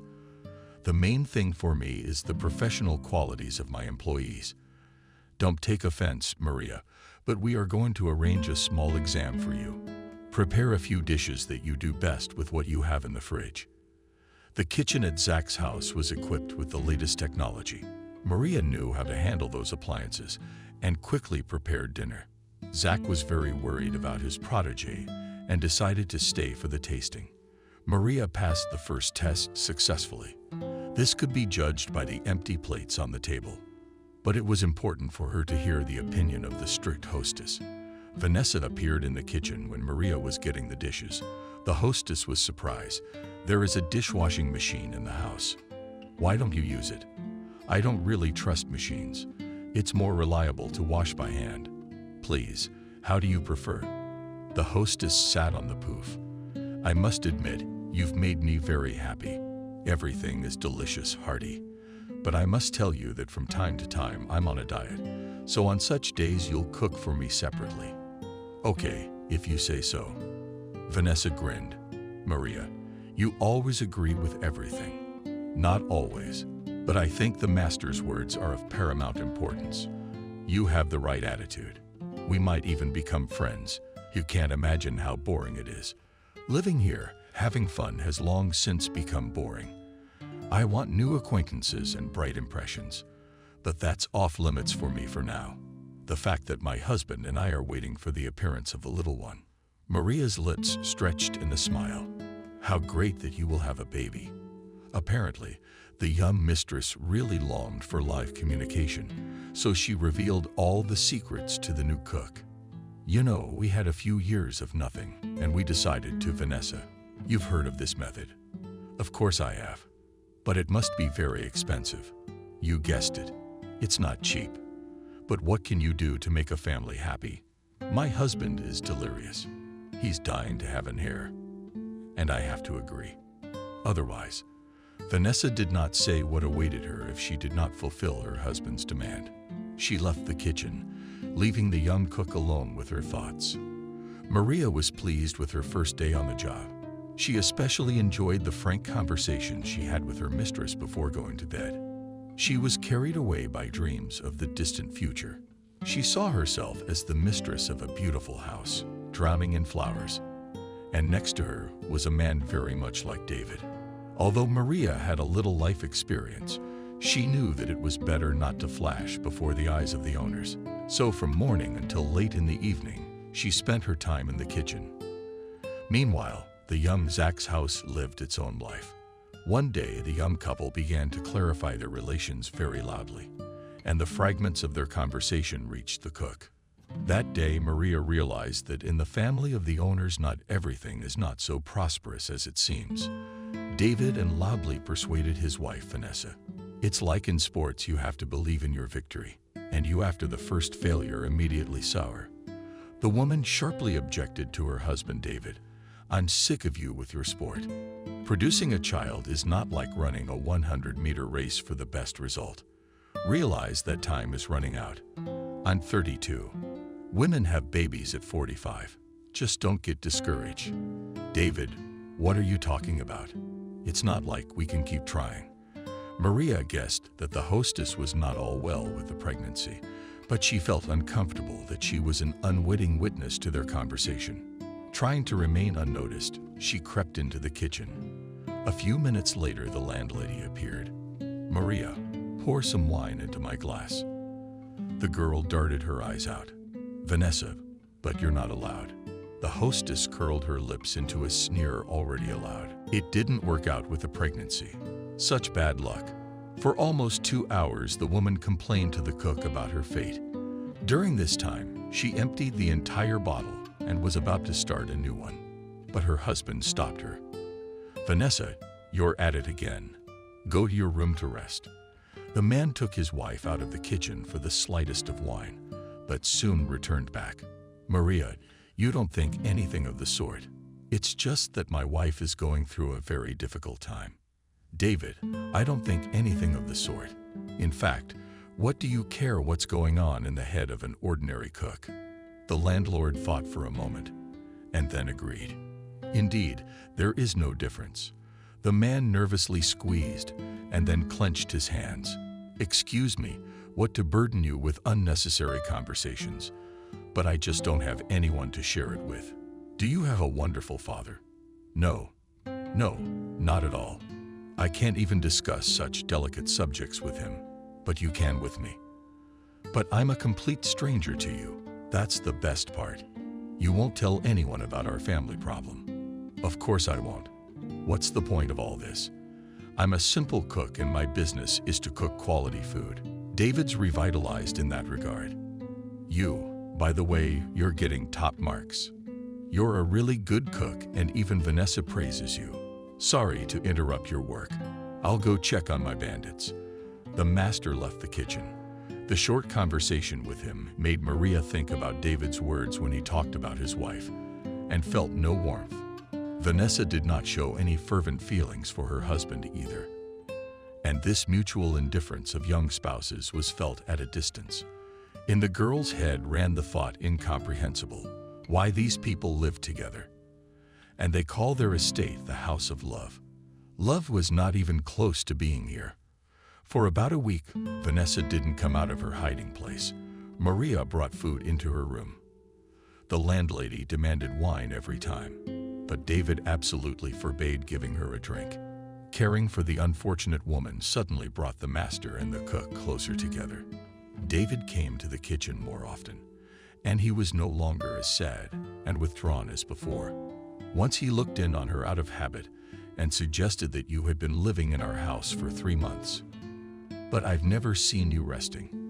I would like to offer you a walk through these lovely places." The girl was confused, but the owner encouraged her. "Oh, come on. I promise I won't lead you into the dark forest. We'll just walk around a bit. We'll talk." "Vanessa, why is Vanessa nervous?" The man suddenly laughed. "I completely forgot that you adhere to traditional principles, which do not provide for any relationship between a married man and an unmarried girl." Maria became ashamed of her red thoughts, and she assured her host that David, I was not thinking of anything like that. I just have a lot of work to do. And for dinner I was going to cook fish according to a special recipe. You'll have time. I promise it'll be a short walk. The air here is unusually clean. And in the fall, this place looks especially fabulous. All girls dream of being in a fairy tale, so I'm offering you a little magical journey. David told her about his sports career and his father's business, and she listened to him with interest. Maria found it easy and pleasant to communicate with this man. In the evening, she was going over the memory of the walk with her host and felt happy. A few days later, David again invited her for a walk, and she gladly accepted his offer. Soon the walks in the park became regular, and the girl more and more often caught a glance from which her heart beat purified. She drove away from herself the thought that behind her master's attentions lurked something other than ordinary politeness. But what disconcerted her most of all was the fact that Vanessa was indifferent to the rendezvous between her husband and the cook. At the end of October, the host announced that his wife was going on vacation. You see, Maria Vanessa has been through so much in the last few months. The stress has taken a toll on her health, so we decided that she needed to rest. The girl didn't understand why her master was telling her all this, and only agreed with him. She watched as David accompanied his wife to the airport. In the evening, he came back tired and went straight to the kitchen. "I've seen off my princess frog. Now I'll be waiting with you for her return." But I'm sure we won't be bored." Maria didn't say anything. It seemed strange to her again that her master was being frank with her. And in the evening, a strange uneasiness appeared, but the anxiety disappeared without a trace when the man invited her for another walk outside the house.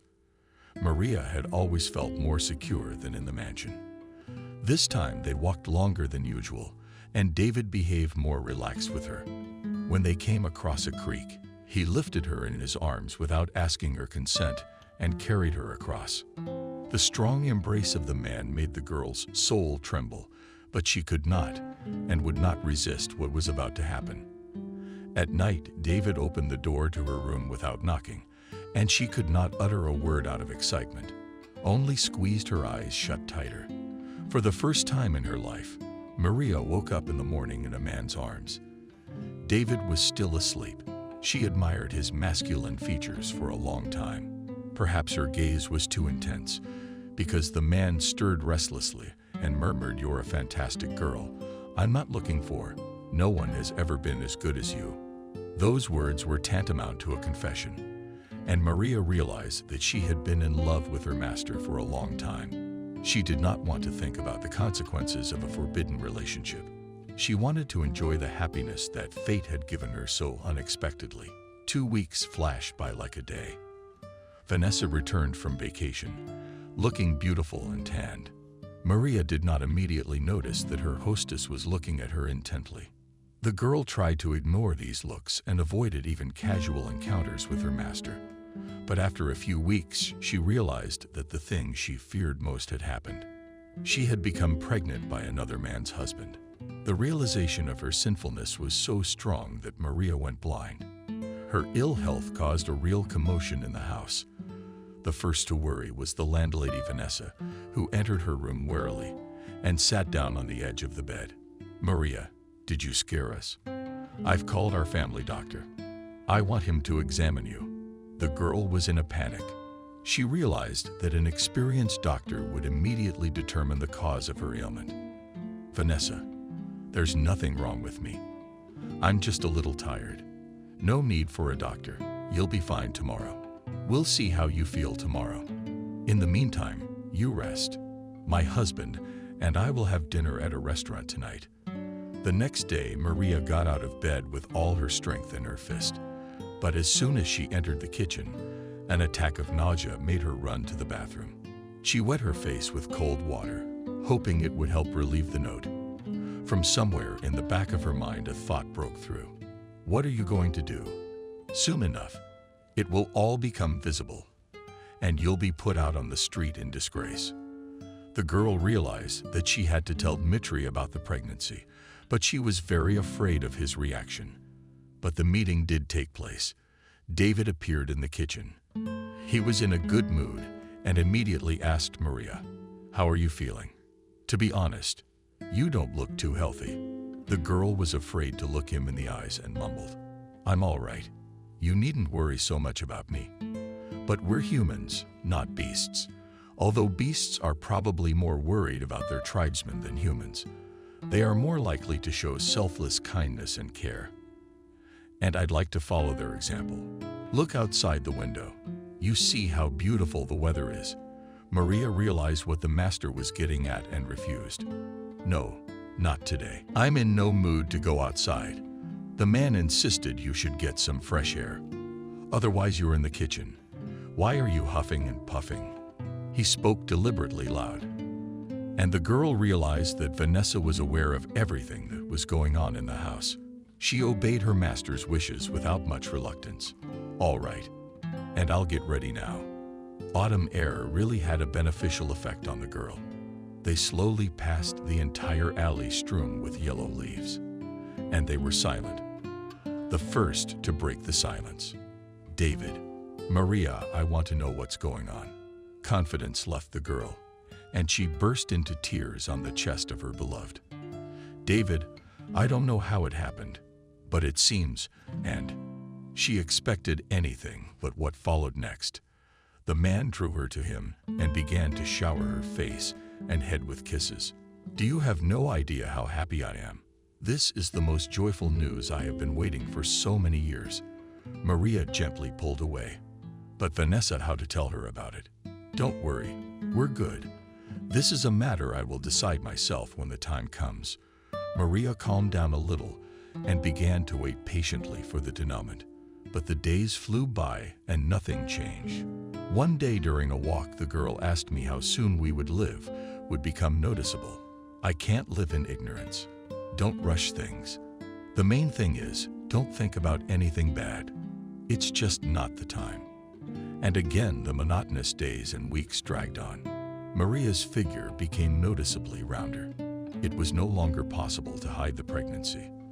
Vanessa appeared in the kitchen, as always, unexpectedly. She sat down on her favorite. Maria, if I'm not mistaken, you're pregnant. The young cook almost fainted, so the hostess had to pick her up. Vanessa reproachfully remarked, "Why are you so overreacting? I'm not asking who the child's father is. I am not interested in such details. I'm concerned about something else. Where will you and the baby go? Do you think your grandmother will be happy to see you like this?" Vanessa mimicked a non-existent belly and stared at the cook. "Why don't you say something? Maybe I want to help you." Maria could barely squeeze out, "How can you help me?" "Good for you. Our conversation is becoming businesslike." "That's a good sign. I think I'll have some wine." The hostess herself took out a beautiful bottle from the refrigerator and splashed some ruby liquid into a glass. "Now we can get down to business.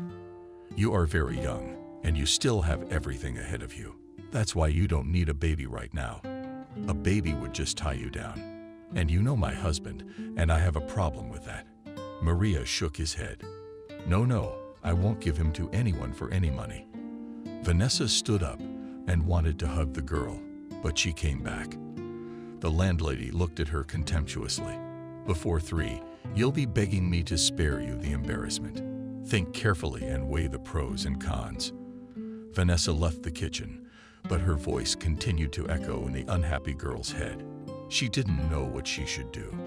Now that her secrets were out in the open, there was no one to consult with either.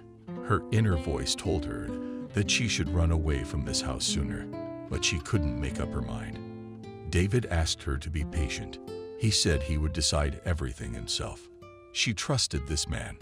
With such calm thoughts, Maria fell asleep. In the middle of the night, she woke up with an unbearable feeling of thirst. Barefoot, she went down the stairs to the first floor and was about to open the kitchen door when she noticed a streak of light coming from below. Anxiety took hold of her again, and she wanted to go back to her room. But from the kitchen came the voices of the owners. Vanessa spoke in a loud whisper. "David, you did the right thing, though you could have warned me. The thought had crossed my mind more than once, but I was afraid you wouldn't agree to it. Only later, when this knave fool appeared in our house, I realized that it was our only chance." Maria held her breath and waited for her master's reply. But what he said defeated her some more. David tried to change his wife's mind. "Vanessa, first of all, I can't do that, and you misunderstood everything. How else am I supposed to understand you? Are you really a serious businessman who is infatuated with this country girl? You're the one who can tell her fairy tales. I haven't believed in them for a long time." David was silent for a long time, and then he asked me how you were going to carry out your plan. "Very simple. The baby will be born, and we will take it away. You are the father, and you have every right to decide and teach your child." "Maria, what are you gonna tell her?" "I'm not going to explain anything to that girl. I'll kick her out if she starts something against us, which I doubt very much. No one will believe her anyway." Maria wanted to scream, but she covered her mouth with the palm of her hand so that not even her breath could be heard by the owners. The kitchen became quiet again, and then David hesitantly said, "I need to think about it." Maria heard footsteps approaching and hurried to hide. She could not hear the end of the conversation between the couple. She began to pack her things. In a moment of danger, the instinct of motherhood kicked in. The young woman began to look for ways to save herself. During her time in Dumazak, she had well studied all the entrances and exits. She was not frightened. The night raged outside with bad weather. She threw on her cloak and stepped carefully to the back door. In a minute, she was already on the street. This time, Maria had money. All she had to do was get to town. When she left Zach's house, her first inclination was to go to Zach for help, but she immediately dismissed that thought, imagining the eyes that David's father would look at her with. After all, she had confused and broken the taboo with a married man.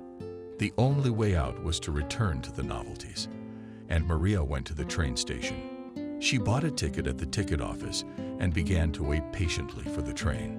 Somewhere in the back of her mind was the hope that David had already discovered her absence and was searching for her. She imagined that he would show up at the station and tell her that what she had heard was not true.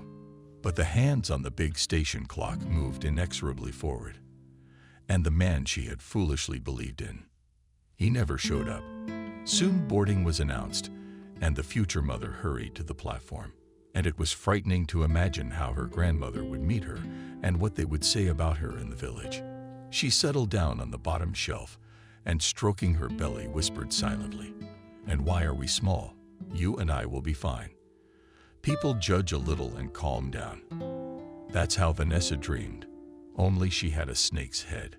The mistress reached out to her with tentacle-like hands and demanded that she give me the baby. "It's mine." Maria struck at those hands, but her blows didn't reach the target. Someone started to shake her. "Girl, wake up. You're scaring the whole carriage." Maria opened her eyes and didn't realize where she was. The conductor advised her, "Would you lie down? It's not very comfortable to sleep in your sitting position. That's why you dream all sorts of horrors." Maria thanked the kind woman for her care and settled down on the bottom shelf. She no longer dreamed of Vanessa's snake hands. She saw her grandmother, who was so habitually busy in the kitchen. "It's all right, granddaughter. What's this grief? Gossip comes like the wind and vanishes without a trace. And so rumors rustle on, and soon they'll be forgotten." The station was not crowded in the morning. Maria only now remembered that she had not eaten anything since yesterday. She went with her suitcase to the cafeteria. The barmaid glared at her with curious eyes and sighed. The girl thanked her and went on her way. At first, she wanted to get to her house by cab, but then she changed her mind. Whatever would happen, there was no hiding anything anymore anyway. The first one on her way was Anna, a nasty old woman stunned. And when the initial shock wore off, she screamed all over the street, "Look, those people are kind." And the pitchforks poured from downstairs. I told Miranda the bad blood was bound to show. Maria wanted to go around the gossip girl, but she stood in the middle of the road. "So, did you have a nice life in the city?" The witch muttered angrily to herself. But Miranda was just waiting for that. And she's on a roll. "Look, she's calling me names. If I'm a witch, what are you? I'll tell you what you are. A whore." But even this time, her words did not reach the target. Maria still bypassed the old woman, while she and the old curses. But her black work grandmother, Miranda, has already managed to do, and look at her granddaughter, Maria, and all the free from housework inhabitants of the street. Some went away and aghast, pitying Maria, and some of them snapped at her with barbs. With all her might, the unhappy girl tried to hold back her tears. And only when she was on the threshold of her grandmother's house, she burst into tears. Miranda rushed to comfort her granddaughter. "It's good that you came. Your friends have told me so much about you, but I don't believe a word they say. Don't tear your heart out. You can't be upset right now.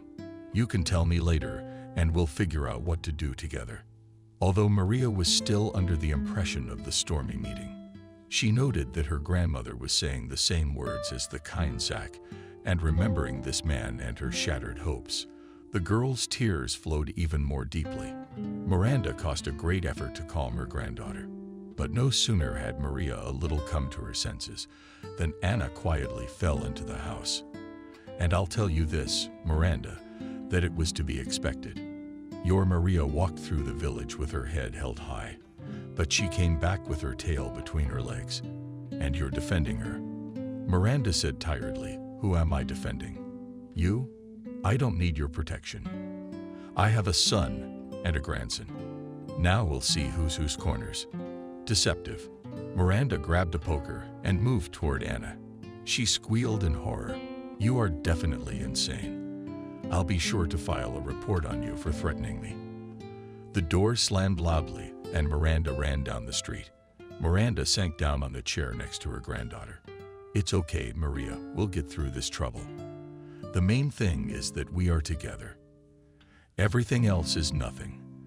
The novelties raged for another week or so, and then everything quieted down. Maria in the native house little by little came to herself, but she still for a long time did not dare to show herself on the street.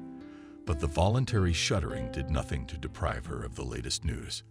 From her grandmother, she learned that Peter's farm had finally gone bankrupt, and the farm was being sold under the hammer. Maria, I saw with my own eyes the new owner, such a representative man. And his car is expensive, all gleaming. Maria was least interested in the future of Peter from the farm, but out of respect for her grandmother, she supported the conversation grandma. Nowadays, every other man in town has one of these cars. My master and his father also have such cars. They live richly there. They do not deny themselves anything.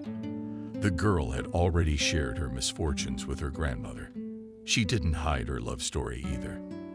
That's why Miranda regretfully remarked that you should have run away. You could have demanded alimony from that businessman. Why? Since he's the father, let him help raise the child. Maria grimaced. Grandma, how can't you realize that they conspired with my wife to take the baby away from me? That's why I ran away. But he didn't refuse the child.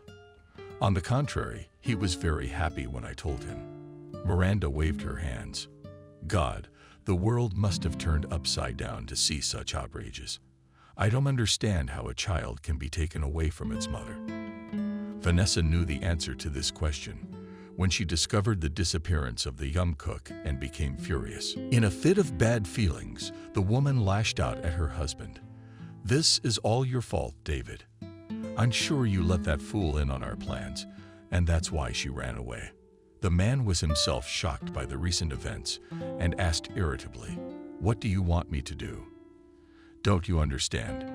Everything you need to chew and put in your mouth. Try to find your Maria, to persuade her. The man took a long look Pelosi in the face of the woman with whom he lived almost 8 years. Vanessa, I have another option, and it is much simpler and more rational than yours. I think it's the right thing to do if you and I break up. You can see for yourself that our married life is not working out. You and I are different, like we're from different planets. Vanessa didn't expect such a turn. First, she closed with hysterical laughter, and then began to openly threaten her husband, not even dreaming of getting rid of me. You've got the wrong woman. If you dream of finding your cook and link your life with her, then I'll make you something you'll forget. Your name. David looked at his wife with regret. Why didn't I see you before? You are a primitive creature, like a worm or a jellyfish. You can threaten me all you want, but all your words mean nothing to me now. And if you want a share of the business, you might want to curb your appetite, because you're not gonna get anything. We'll see about that. The next day, David discovered his wife had disappeared from the house. Her belongings were still in the same place. The man realized that he had been blinded by the woman's anger and decided to take revenge on Maria. He was very worried about the life of this humble girl. His unborn child had to do something. He perfectly understood that Vanessa, who is accustomed to luxury, will go for anything, just not to change her lifestyle. Of course, with rage she did not realize that sooner or later everything would come to light. Therefore, Dmitri needed to take care not only of Maria, but also of Vanessa, so she wouldn't do anything stupid. He paced the room. As it happened, yesterday he had vowed to help his father with his new business. In his old age, Dad had taken up farming. He had been talking about it for a long time, and he and David had even made some calculations. But David didn't think his father would find a suitable farm so quickly. David wouldn't say that he didn't like the countryside. He did, but on a tour and nature level. He would have supported his father in any case, and after his revelation that he would like to grow old in the village, David said that Dad could always rely on him, although by and large, Dad would do just fine without his help. After all, it was his father, not David, who started the business in their family, and David was also taught and guided by his father. They always had a very warm relationship. Mom did not become early, and it brought them even closer together. And now David realized he needed to go to his father for advice. He knew that Vanessa had never liked Dad, but Dad had been very tactful not to interfere in their relationship. David grabbed the phone. Dad, hi. Where are you? Oh, David was just about to call you so you didn't have to come to my farm. I'm back in town because I've got some things to take care of here. I'm gonna go shopping for building supplies. You're all right. You sound a little worried. I don't know how to say this. Dad, I didn't need to talk to you. So come over. What's the matter? Let's do it at our restaurant in an hour. Okay, I'll be there, Dad. David knew perfectly well that his father wouldn't pat him on the head for Maria. Moreover, he would scold him in any case, even if Maria herself threw herself on his neck. Now, however, the situation had turned out to be very strange. Only after Maria had disappeared did David suddenly realize that he absolutely had to find her. And he also realized that all this semblance of a family he had was worthless compared to what he felt for Maria, for their future child. David, how could you? Maria seemed like a very decent girl to me. Or was I wrong? David shook his head. No, Dad, you're not wrong. She's actually very nice. So, real. And I think she ran away for a reason. I have a suspicion that she overheard our conversation. Your conversation. What was so terrible about it? When David sighed and told me what the conversation was about, Zach even jumped at David. I can understand your wife's thoughts. I'm sorry. But how could you even think such a thing? By the way, where is Vanessa now? David sighed. So she's gone. I'm afraid she's decided to do something naughty, Maria. Zach landed on the chair with a thud. Then I don't understand why you're here and not at Maria's. You're about to curse again. Well, other than Maria being from the village, I don't know anything. She was hired by Vanessa. Vanessa looked at her credentials too, so your husband knows where to find her. David looked up to his father. Does it turn out that way? Shit, I'd overlooked that. We have to do something now. We should have done something right away. Sit down and let me think. David was quiet. He knew his father was a businessman for a reason. He'd started out not very legally, or rather, not at all legally. He never asked, but he knew that in the 90s everyone was afraid of Dad. It was then that my father literally for a year accumulated his capital, and then on it, and opened several companies.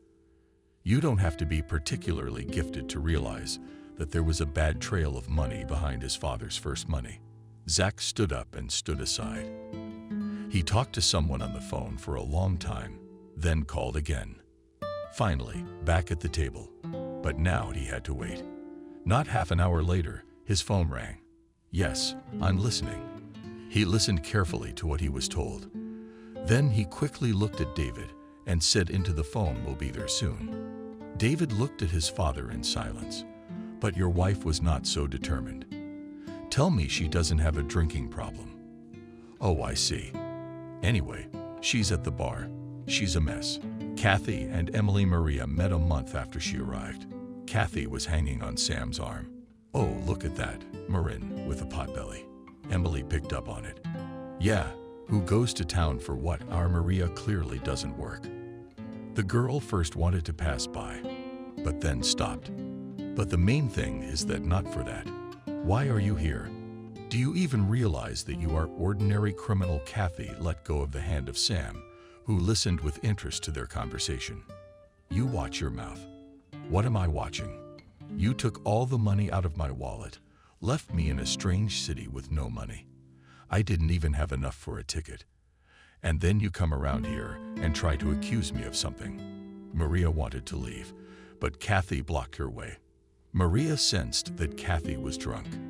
No, stop. You have to take responsibility for what you say. Maria realized that this could end very badly. Emily was also looking at her belligerently. Of course, the girls were with Sam, and that made things worse. Kathy, leave me alone, and you can keep my money. Maria took a step to the side and immediately felt a jolt. She couldn't stay on her feet and fell to the ground. A sharp pain shot through her back. She saw Kathy rush toward her, but Sam caught her. "You're crazy. She's pregnant." Kathy struggled out of his arms and screamed, "I don't care. I'm sick of her for saying that." Emily struggled to get her friend away, and Sam helped Maria up. "Let me walk you home." Maria gave him an angry look. "I don't need a counselor." Maria walked toward the house. Her back was aching and stiff. Sam shouted after her, "Don't think I didn't believe them right away." But Maria didn't turn around. By the time she got home, she was in a bad way. Her back was twisted and her stomach was tight. Maria cried. "I wish nothing had happened to the baby." Literally 100 meters from the house, she met a frosty con. Maria, gritting her teeth to herself, told herself not to get involved, to silently walk past. Anna threw her a glance and rested her arms at her sides. "Look at her, good people. Fetalized. You don't know where and from whom. She doesn't even think about the child." Ugh. Maria felt her eyes darken. "We just have to walk home. There's not much left, just a little bit more." And there the grandmother on Anna and was not going to back down. She overtook Maria and stood in front of her again. "What's to see? It's embarrassing. And I told you, the apple doesn't fall from the tree. It's disgusting to look at. Good people, just admire it." People, of course, readily stopped, looked, shook their heads. Maria felt that the pain in her back was getting worse. She wanted to close her eyes and fall down. When she saw her grandmother running towards her at home, showing her handkerchief, "Granny," Miranda pushed a paw away and rushed to Maria. "Granddaughter, shall we go? Let's go home." Leaning on me, Maria immediately felt better because Grandma was beside her. She took a few steps and sank powerlessly to the ground. "I can't. Grandma, my legs won't hold." "What's wrong with you? It hurts. It hurts somewhere." "Everything hurts. My back hurts a lot." Anna, though she looked at them with fright at that. "Maybe we need an ambulance." People were coming up to them. Few were smiling now. Some woman sat down, looked at Maria. It had been hurting for a long time. I fell down and everything hurt. Maria barely spoke. The pain pierced her with such force that she screamed. Miranda turned pale. "The ambulance will take at least an hour to get here, and then an hour back. Look, there goes that new farm owner. He's obviously going to town. Wait." There was a Jeep on the road, though. He was already known in the village. But not many people saw the businessman himself. But who did? They said he was a very nice and polite man. The neighbors rushed in front of the car. The Jeep stopped abruptly, and the driver, and then the businessman jumped out of it. The people took turns explaining to him what he needed. Finally, he nodded his head. The car pulled up beside Maria. She had little idea what was going on. Her grandmother brought a bag with her papers and got into the car. Next to her, the Jeep moved abruptly and silently stared after her. Maria didn't fall down by herself. I saw Sam and Kathy and Emily push her. The girl got hurt, but it's not surprising on such a term. How could they not earn a term now? Anna and quickly turned around talking. "You hold your tongue. You'll earn a sentence yourself." She picked up her skirts and ran towards the house. The events had played out very strongly. Grandma wasn't ready for this. The news that Sam and her friends almost maimed the pregnant Maria quickly spread around the village. The guests immediately heard the father enter the house. "Sam, motherfucker, come here." Sam came out of the room and looked at his father gloomily. "Why are you yelling? Are you and your grandmother completely dead? What's it got to do with me? I'm going to give you a hard time, and fast. Don't tell anyone." I don't want to lose my job for the son of an asshole and my grandmother. Maria, I heard a familiar voice. Emily couldn't understand who it was, but the voice evoked a storm of emotion. Finally, she was able to open her eyes. In the front seat, a man was talking on the phone. Yes, black BMW. We'll be seeing you. Apparently explaining to the driver in the ambulance how not to let them pass. The man turned to the driver Ethan quickly but carefully realized I understood everything, Zach. Maria opened her eyes wider. No, this just can't be happening. Zach, please don't take my baby. The man turned sharply toward her. Maria, it's you. We've been looking all over for you. Maria cried. Stop. I won't give you my baby. Miranda looked surprised at Zach and her granddaughter. Maria, is that the baby's daddy? No, Grandma. This is Zach's grandfather. Turn to them. What kind of nonsense are you saying? Nobody's going to take the baby away from you. Jesus, this is messed up. Started slowing down. Zach. A man got out of the car. As soon as it stopped, immediately approached the doctor. Go to the private one. The doctor looked at him surprised. Who will take us there? They will. I'll follow you. The ambulance sirens were blaring ahead of Zach's car. As he followed, he dialed Godson's number. David, hey. Why do you sound so sad? No, I'm fine. Where are you? I'm David. I'm on my way to the hospital. I think I'll meet my grandson soon. There was a pause on the other end of the phone. Dad, you're okay. I'm fine. Maria's having a baby. Well, something happened and she's in trouble. Come to the clinic. Zach's out.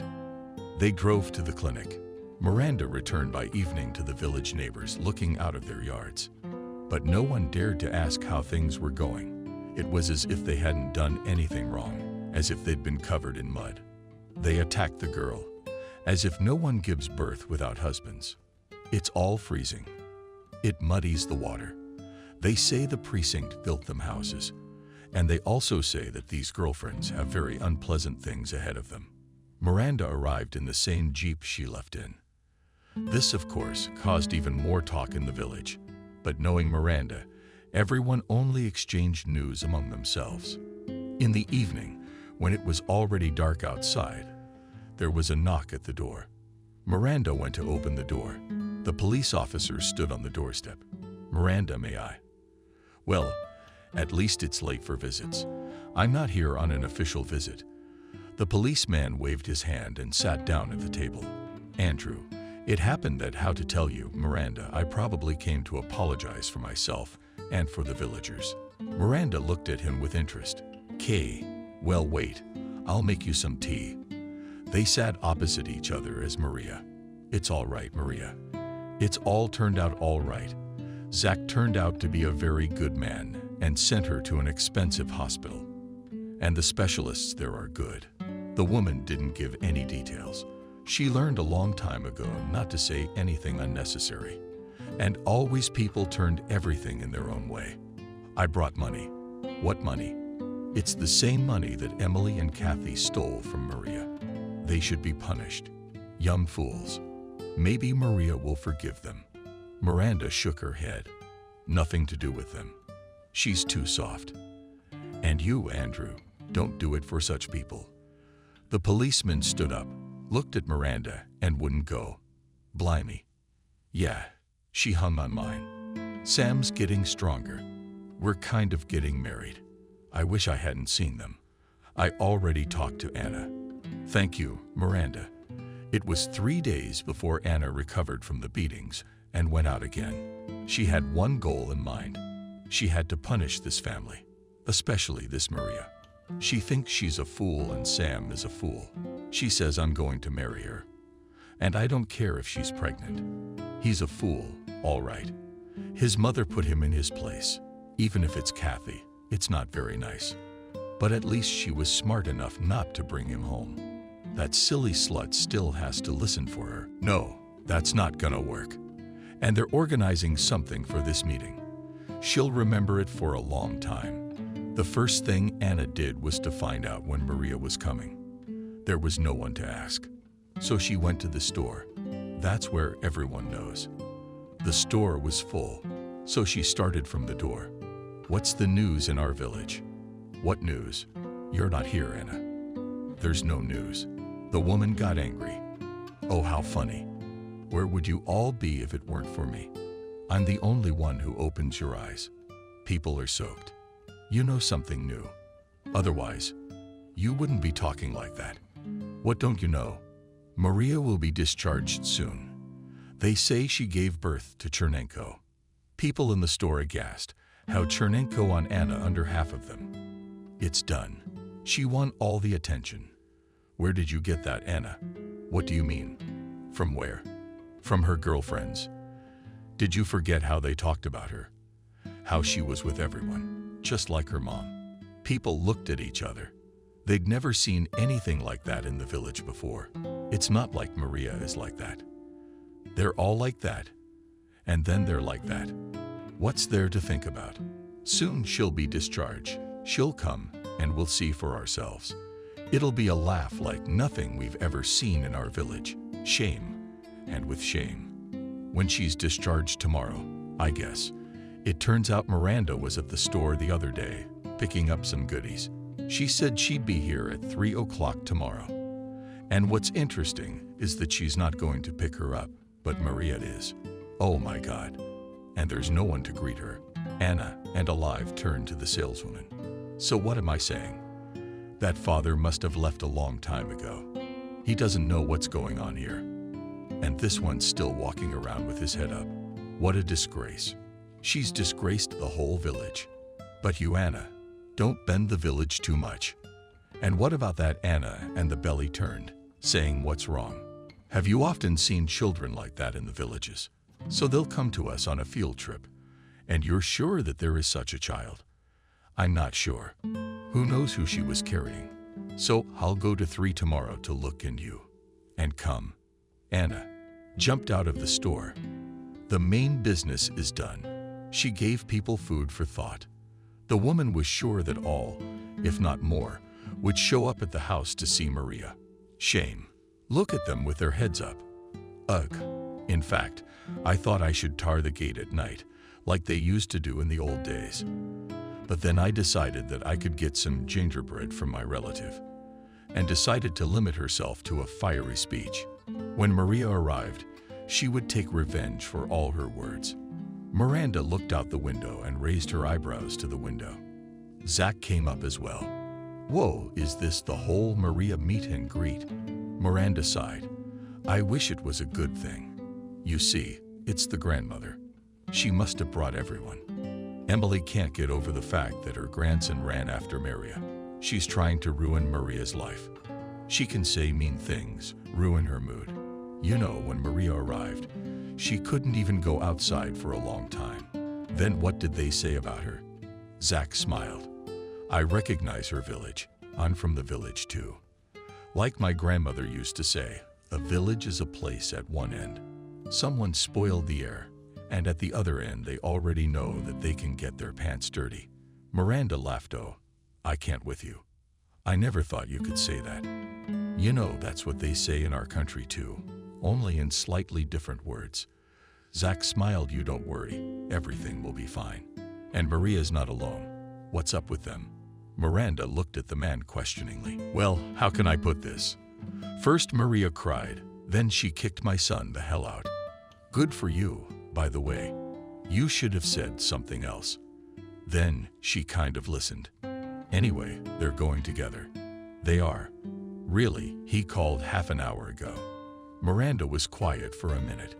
I wish Maria would finally have some happiness in her life. Look at this. And David is mine. You'll love it. Miranda smiled. Then she exclaimed, oh, look, there's a car. They went outside. There were a lot of people outside the house, but Miranda proudly walked past all of them and stopped at Anna's path and said confusedly who was with her. Who's who? Our new businessman who bought the farm from Peter.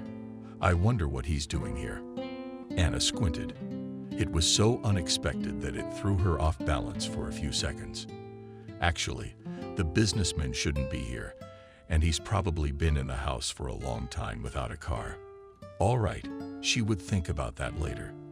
Now she had to think about something else, because 2 cars were approaching the house, and such cars that Anna even took a step back to rethink what she had just seen. She took a step back and turned around. There was a wall of people she herself had brought here.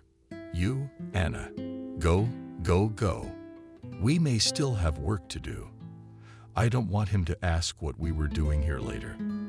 The main thing is that it's not clear what he has to do with all this. Anna chuckled. Nothing. Jesus. He gave her a ride to the maternity hospital. And as a well-mannered man he came, he probably brought her a present. People were gossiping. It's true, isn't it? Everyone began to move closer. I really wanted to see that dark-skinned child. The cars stopped. One car they recognized immediately.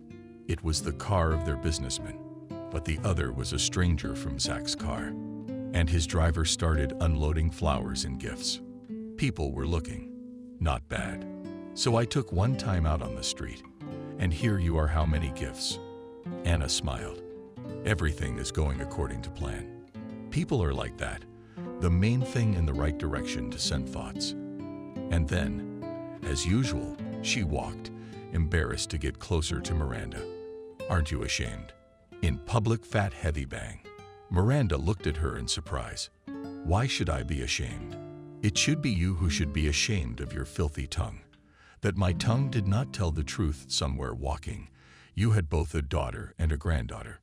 You'll see, and Maria will throw a child at you and only wags her tail at men to hang around.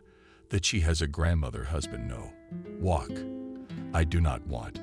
Zach at first decided not to interfere in this conversation. Then he couldn't stand it. Come on, Miranda, it's time for you to meet your son-in-law. Anna opened her mouth. What son-in-law? At that very time, a young man got out of the first car. He looked a lot like their new businessman. There were whispers in the crowd about his son. That's his son too, they say. He has a lot of money. David looked at the people with a surprised look and opened the back door of the car. After a second, he turned around.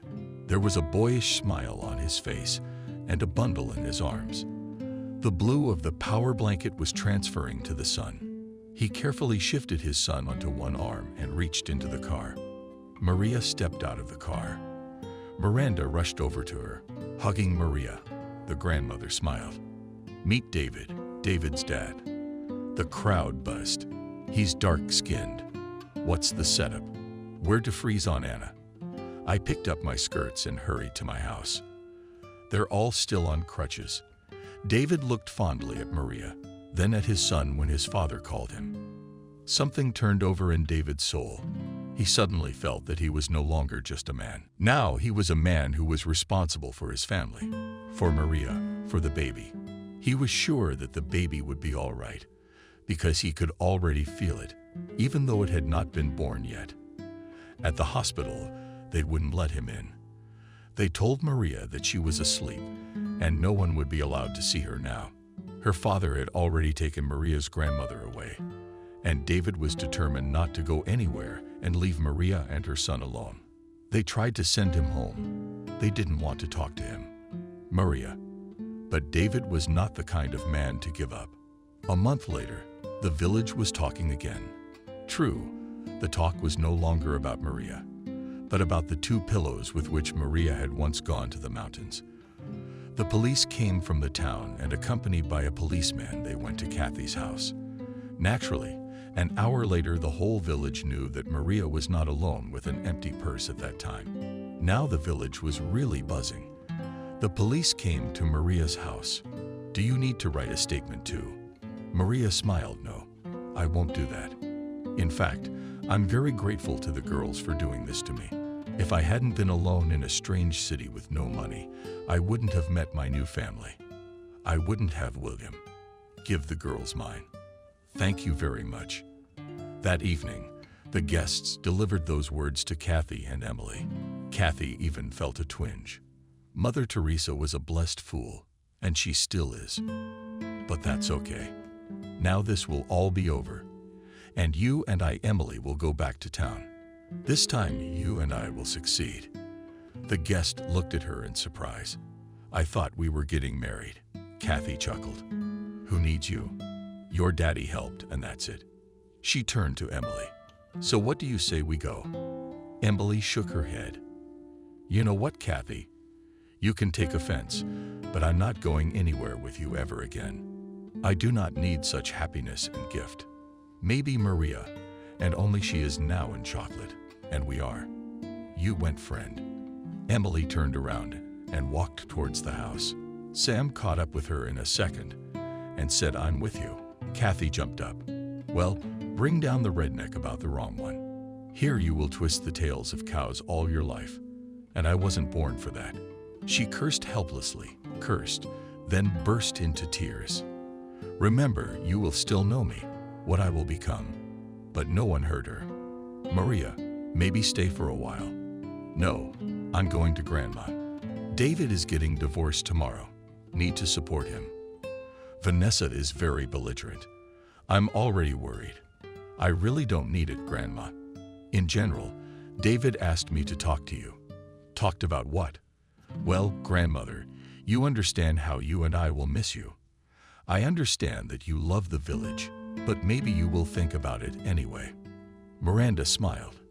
"No, Maria, I will stay here and wait for you to visit. I just don't know. Zakhar Artem still has to work. I will be in charge of production. You know, it's so nice to know that you haven't been completely written off yet." Maria looked at her grandmother in surprise. "So Granny is 66. How old is Zach? Why is Grandma blushing so much?" "Who's Zach?" 63. They recently celebrated his birthday. In the evening, David hugged Maria and asked, "Why are you so thoughtful? Do you miss Grandma?" "No, it's not that I'm bored." Say, well, David was waiting for Maria to continue. She didn't know how to phrase it. "Don't you think that your father and my grandmother have some kind of warm relationship?" David laughed. "Well, Maria, do you really think that age chooses happiness? Do you remember how much older I am than you?" Maria smiled, snuggled up to him. "I don't remember, and I don't want to remember. You are probably right. No need to look for some pitfalls where people are happy." David looked at his sleeping son, who was tossing about on the crib. A wife who had already sweetly advised and suddenly realized that happiness is not just words. It is something so huge that it does not fit either in the head or in the soul. He smiled lightly, kissed Maria's slit, and settled down on the pillow next to her. "Let everyone around be happy, because it's wonderful."